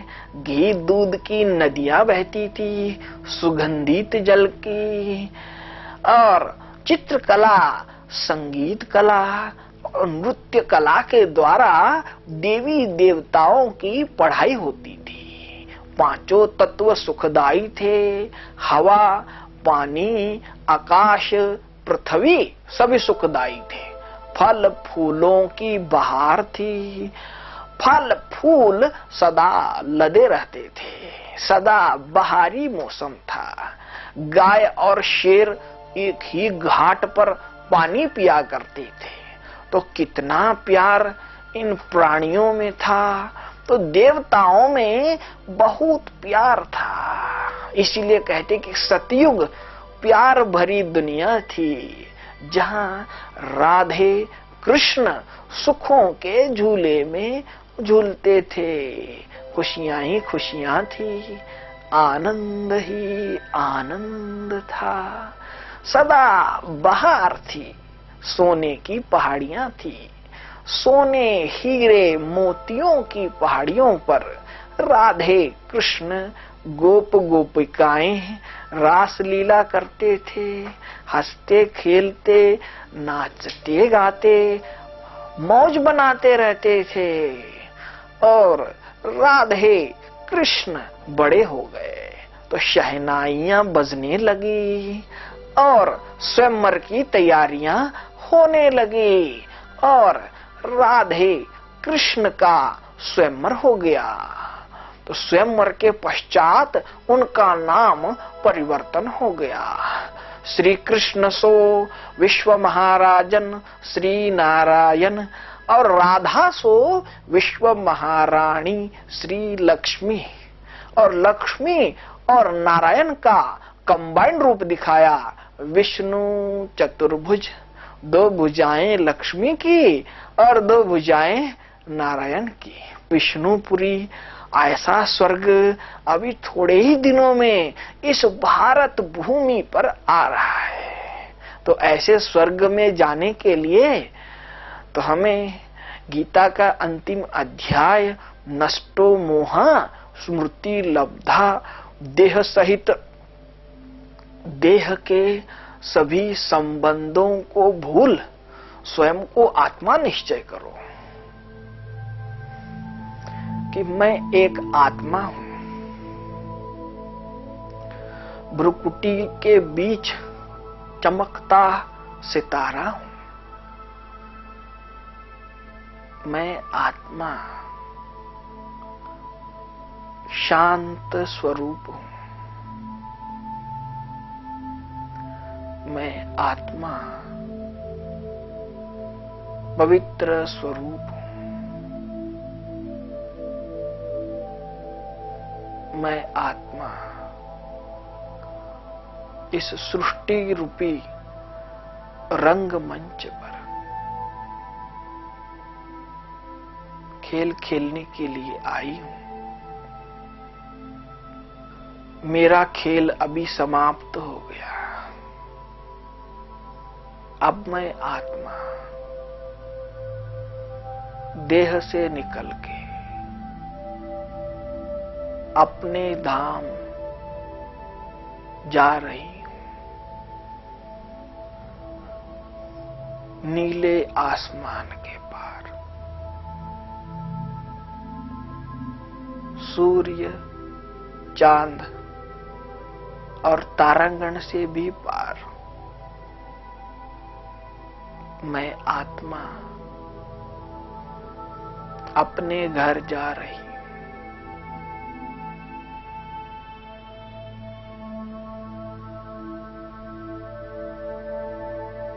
मैं आत्मा अभी सूक्ष्म लोक में पहुंच गई। सूक्ष्म लोक में, सूक्ष्म शरीर में ब्रह्मा बाबा बाहें पसारे मेरा इंतजार कर रहे हैं। ब्रह्मा बाबा से मिलन मनाए। ब्रह्मा बाबा का प्यार प्राप्त कर मैं आत्मा अपने घर की ओर जा रही हूं।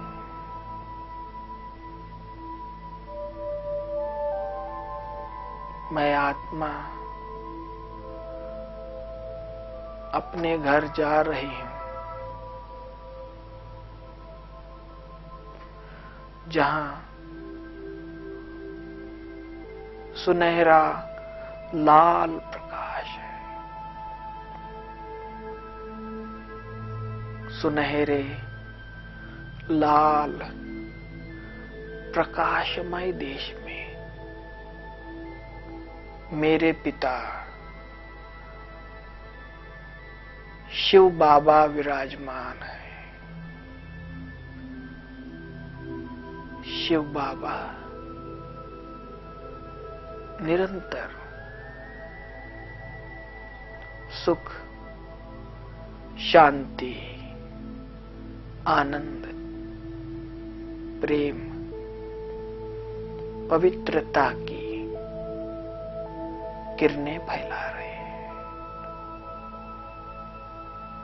मैं आत्मा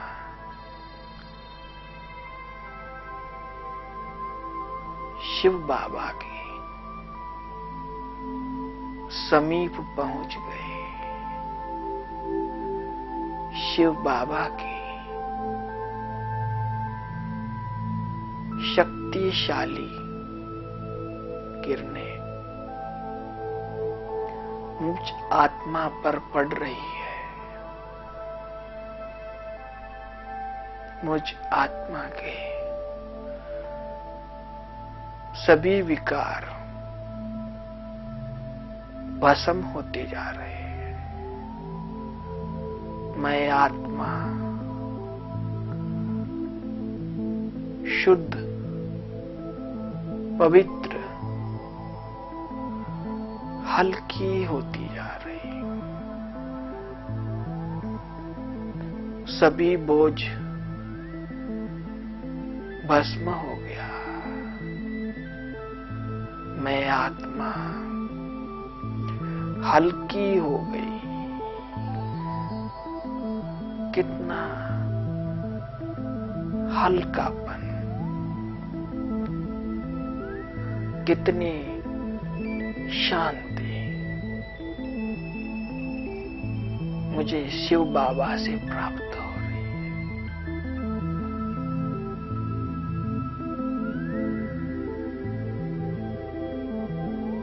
मैं आत्मा और मेरे पिता शिव बाबा, दूसरा न कोई।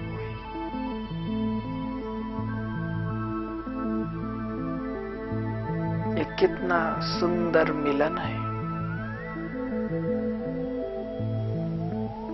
जो मैं आत्मा अपने पिता परमात्मा से मिलन मना रही हूं।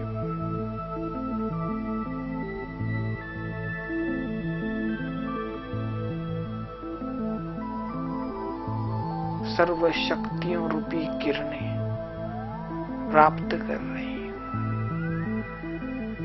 मैं आत्मा अति इंद्रिय सुख के झूले में झूल रही हूं। आनंद ही आनंद, खुशियां ही खुशियां।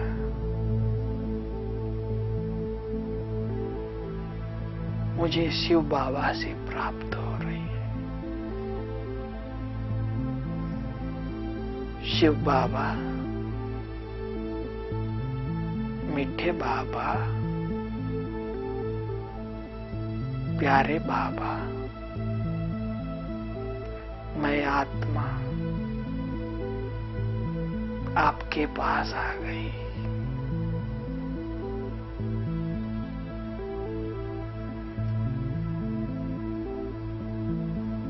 कितना सुखद ये अनुभव है, जो मैं आत्मा प्राप्त कर रही हूं। कितना सुंदर अव्यक्ति मिलन है, जो मैं आत्मा अपने पिता परमात्मा से मिलन मना रही हूं।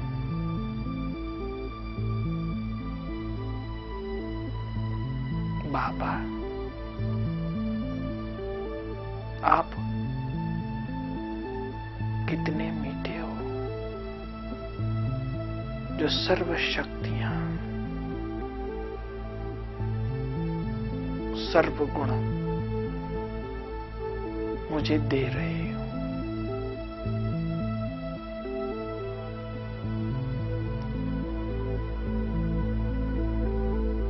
मैं आत्मा सर्व गुणों, सर्व शक्तियों से भरपूर हो रही हूं। तृप्त, संतुष्ट होकर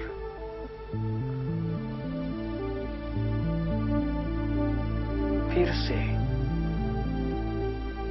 सृष्टि रंगमंच पर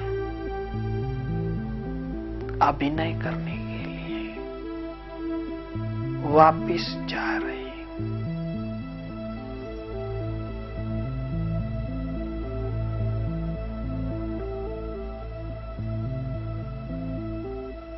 पुनः मैं आत्मा अपने देह में प्रवेश कर रही हूं।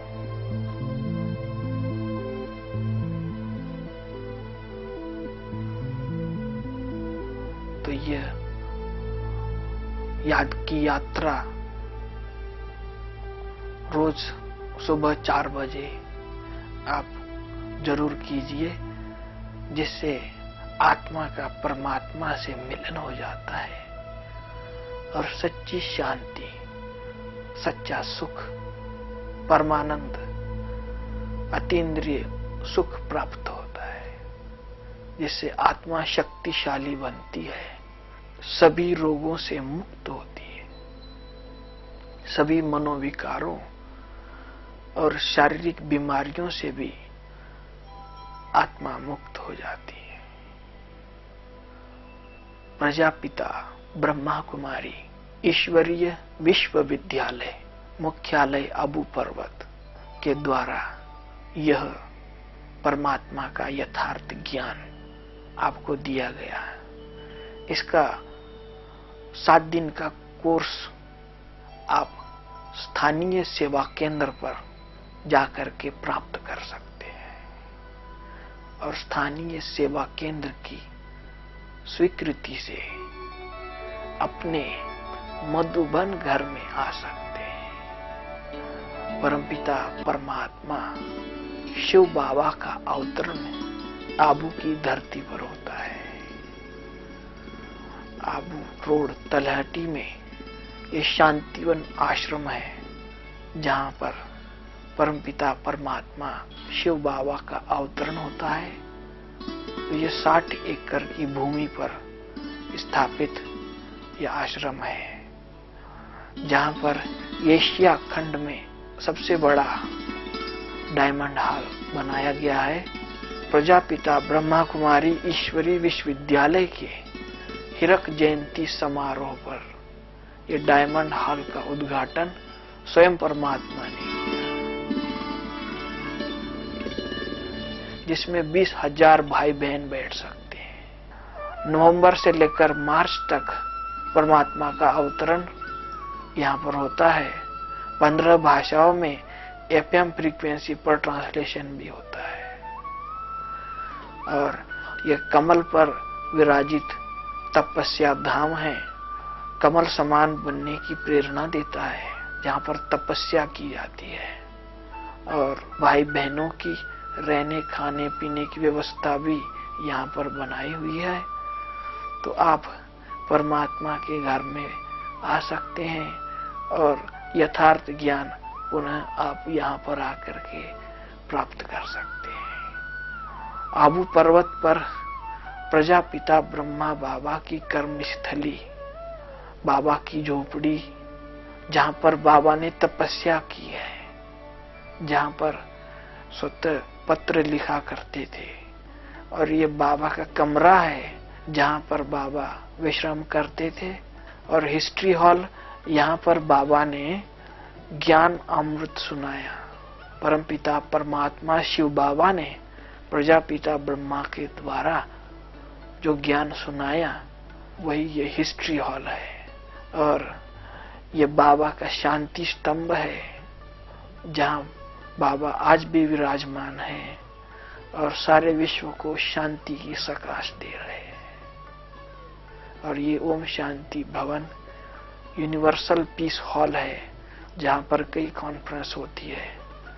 तो आप आबू, ये सब तीर्थों में महान तीर्थ आबू तीर्थ है, जहां पर भगवान शिव बाबा का अवतरण होता है। तो आप अवश्य आबू पधारिए और परमात्मा के मिलन का अनुभव प्राप्त कीजिए। ओम शांति।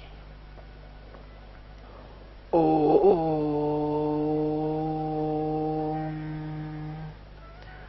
शांति। ओम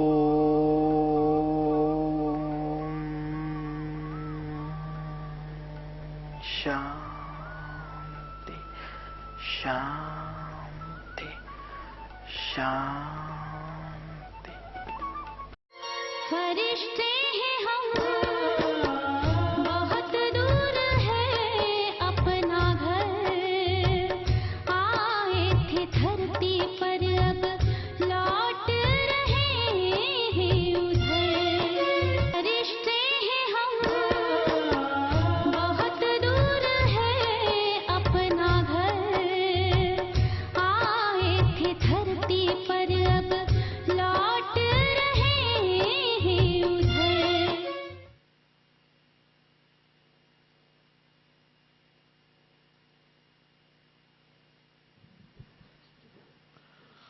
कविता का नाम है परियों की रानी दादी जानकी जी।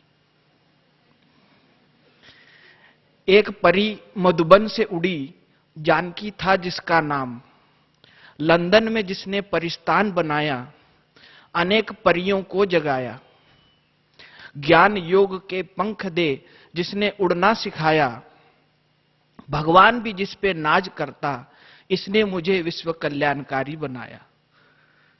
विश्व में मेरे नाम का झंडा लहराया, सभी धर्मों के झगड़े मिटाए। सबको शांति एकता भाईचारे का पाठ पढ़ाया। यूएनओ में भी जिसने जगह बनाई, stable mind in the world की पदवी प्राप्त की। अजीब रचनाकार है वो जिसने तेरी रचना की। 14 साल तप में तपाया, हर पाठ खुद ही पढ़ाना सिखाया। ज्ञान तुम्हारे मुख से निरंतर बहता, जीवन के हर पहलू को सरल कर बताता। योग आपकी सूरत में है, जो आपको एक बार देखता वो बाप का बनकर रहता। दया करुणा की तुम हो मूरत, सबको आगे बढ़ाती, बाप का नाम बाला करती। चलते चलते गीत पर यूं झूम उठती, 95 साल की भी होती, लगती छोटी बच्ची। परी को उड़ने दो, जहां भी जाएगी पंख हिलाएगी। खुद मुस्कुराएगी, औरों को मुस्कुराना सिखाएगी। आप समान बना के झुंड ले आएगी। परी को उड़ने दो, परी उड़ती ही अच्छी लगती है। एक परी मधुबन से उड़ी, जानकी दादी था जिसका नाम।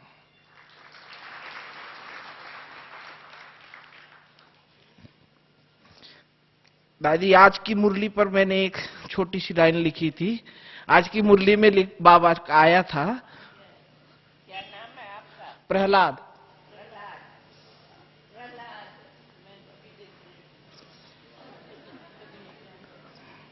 तुम क्या करता है इधर?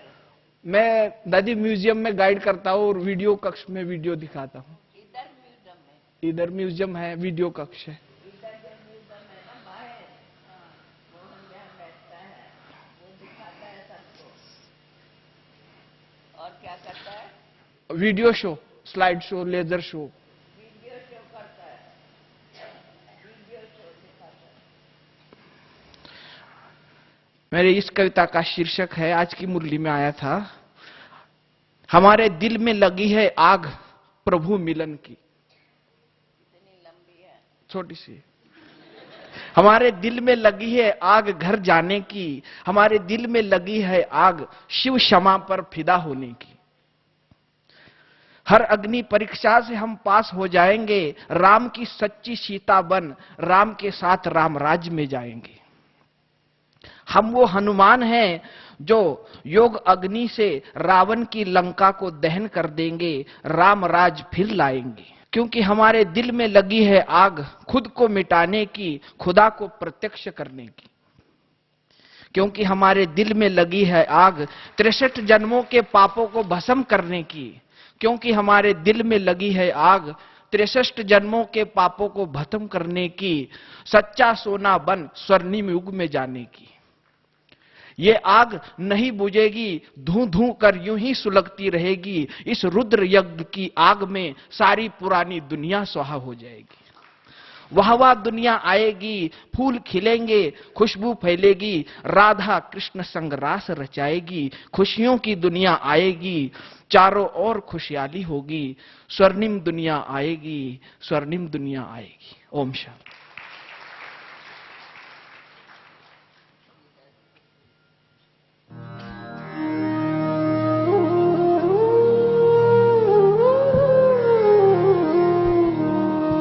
शक्तियों से है सुशोभित सर्वशक्तिमान।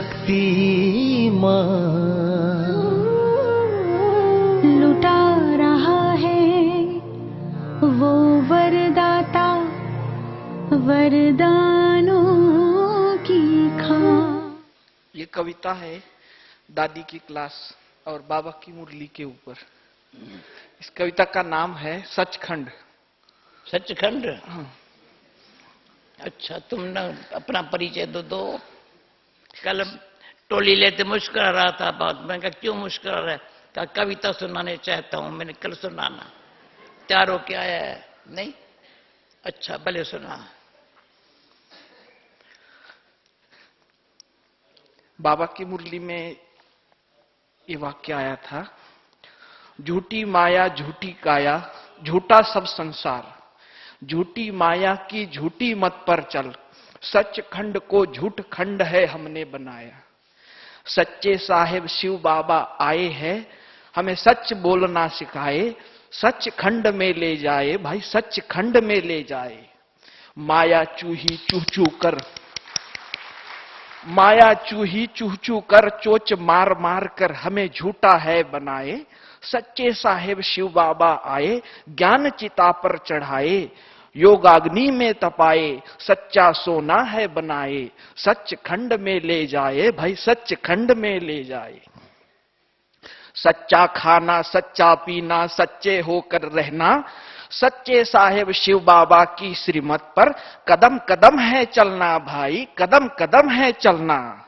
चलते चलते जो मिलते उन्हें सच्चे साहेब का पता है बताना। सच खंड में की राहों पर चलना है सिखलाना भाई, चलना है सिखलाना। चले चलो शिव बाबा की श्रीमत पर चले चलो, थकना नहीं रुकना नहीं, चले चलो अब अपना सचखंड आया कि आया। जल्दी नहीं बोलो, थकना नहीं रुकना नहीं, थकना नहीं रुकना नहीं, चले चलो भाई, चले चलो शिव बाबा की श्रीमत पर चले चलो। अब अपना सचखंड आया कि आया, वो देखो सचखंड के नजारे शिव बाबा है दिखला रहे। वो देखो सचखंड के नजारे शिव बाबा है दिखला रहे। वो देखो ब्रह्मा बाबा श्री कृष्ण बन है आ रहे। वो देखो ब्रह्मा बाबा श्री कृष्ण बन है आ रहे। जल्दी करो योगाग्नि को प्रज्वलित करो, सच्चा सोना ब्रह्मा बाप समान बनो, क्योंकि समान बनेंगे वही साथ चलेंगे। सच्चे बनो साफ बनो, दिल दर्पण में देखो, मनसा में हो निराकारी, कर्मना में हो निर्विकारी, वाचा में हो निरअहंकारी।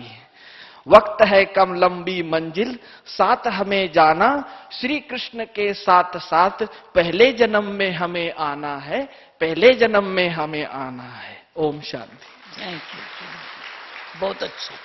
हाँ, ये लो।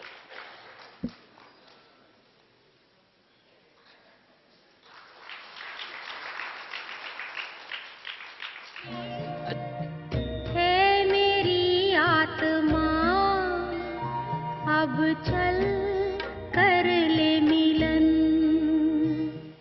ओम शांति। दादी जी, रतनमणि दादी जी वहां हैदराबाद में गए थे योग की कॉन्फ्रेंस में, तो इसीलिए मैंने योग पर ही एक छोटी सी कविता लिखी है। योग अगन है, लग गई लगन है, हो गए मगन है, दिल का सच्चा प्यार योग है, दिल को दिलाराम से जोड़ना योग है, प्रभु के दिल की आश पूरी करना योग है, ब्रह्मा बाप के कदम पर कदम रख चलना योग है, सबको रूहानी प्यार देना योग है, सबको गुणों को देखना योग है। योग योग है, योग नशा है, योग खुमारी है, जिससे होती दूर माया की बीमारी है। योग प्रभु मिलन का आनंद है, योग अतीन्द्रिय सुख है, योग परमानंद है, योग यज्ञ की याद में टिकना योग है, उपराम स्थिति में स्थित रहना योग है।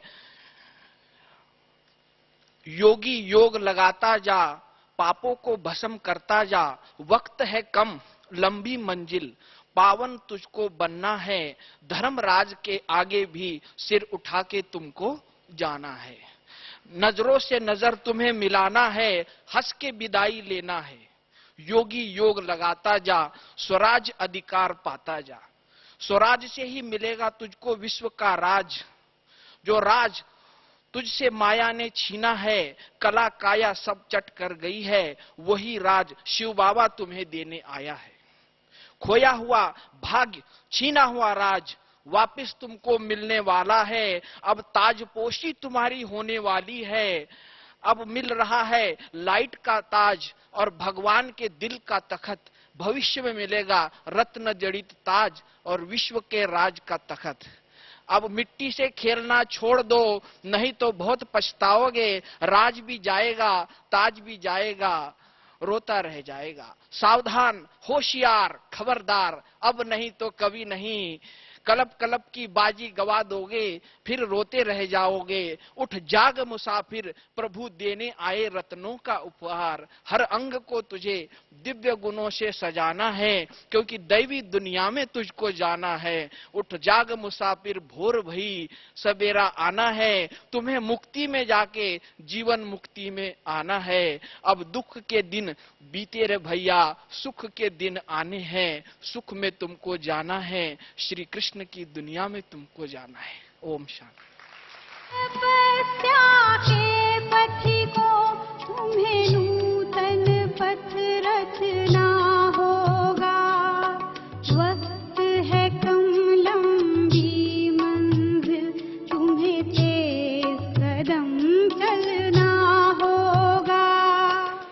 सभी बोलेंगे ना ओम शांति।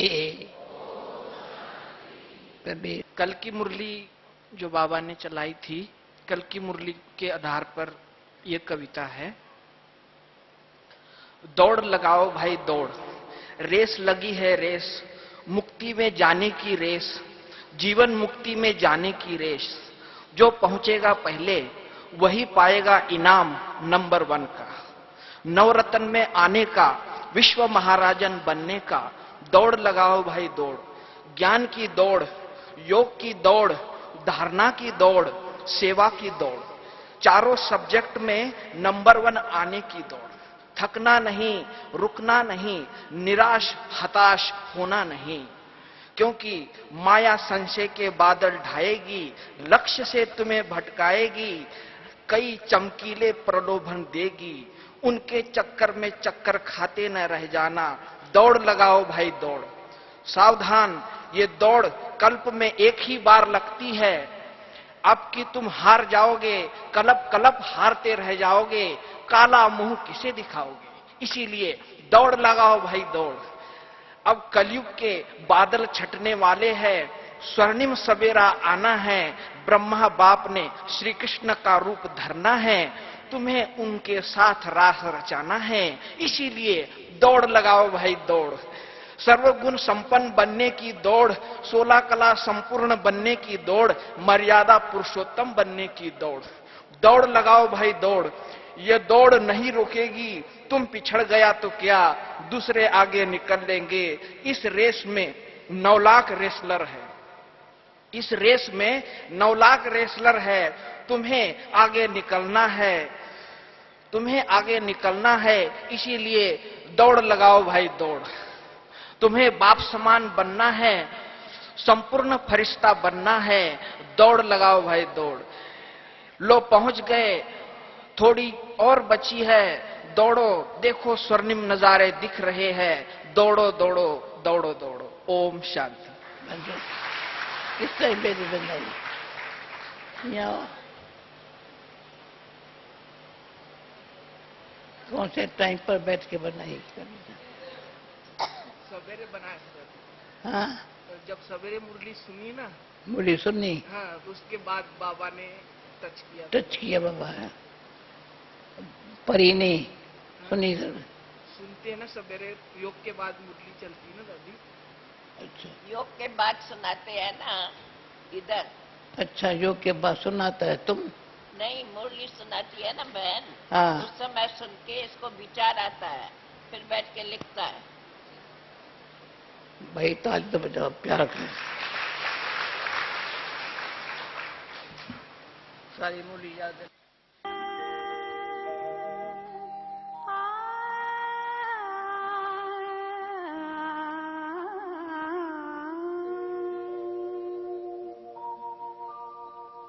वो दिन कितने प्यारे थे, ये दिन भी कितने प्यारे हैं।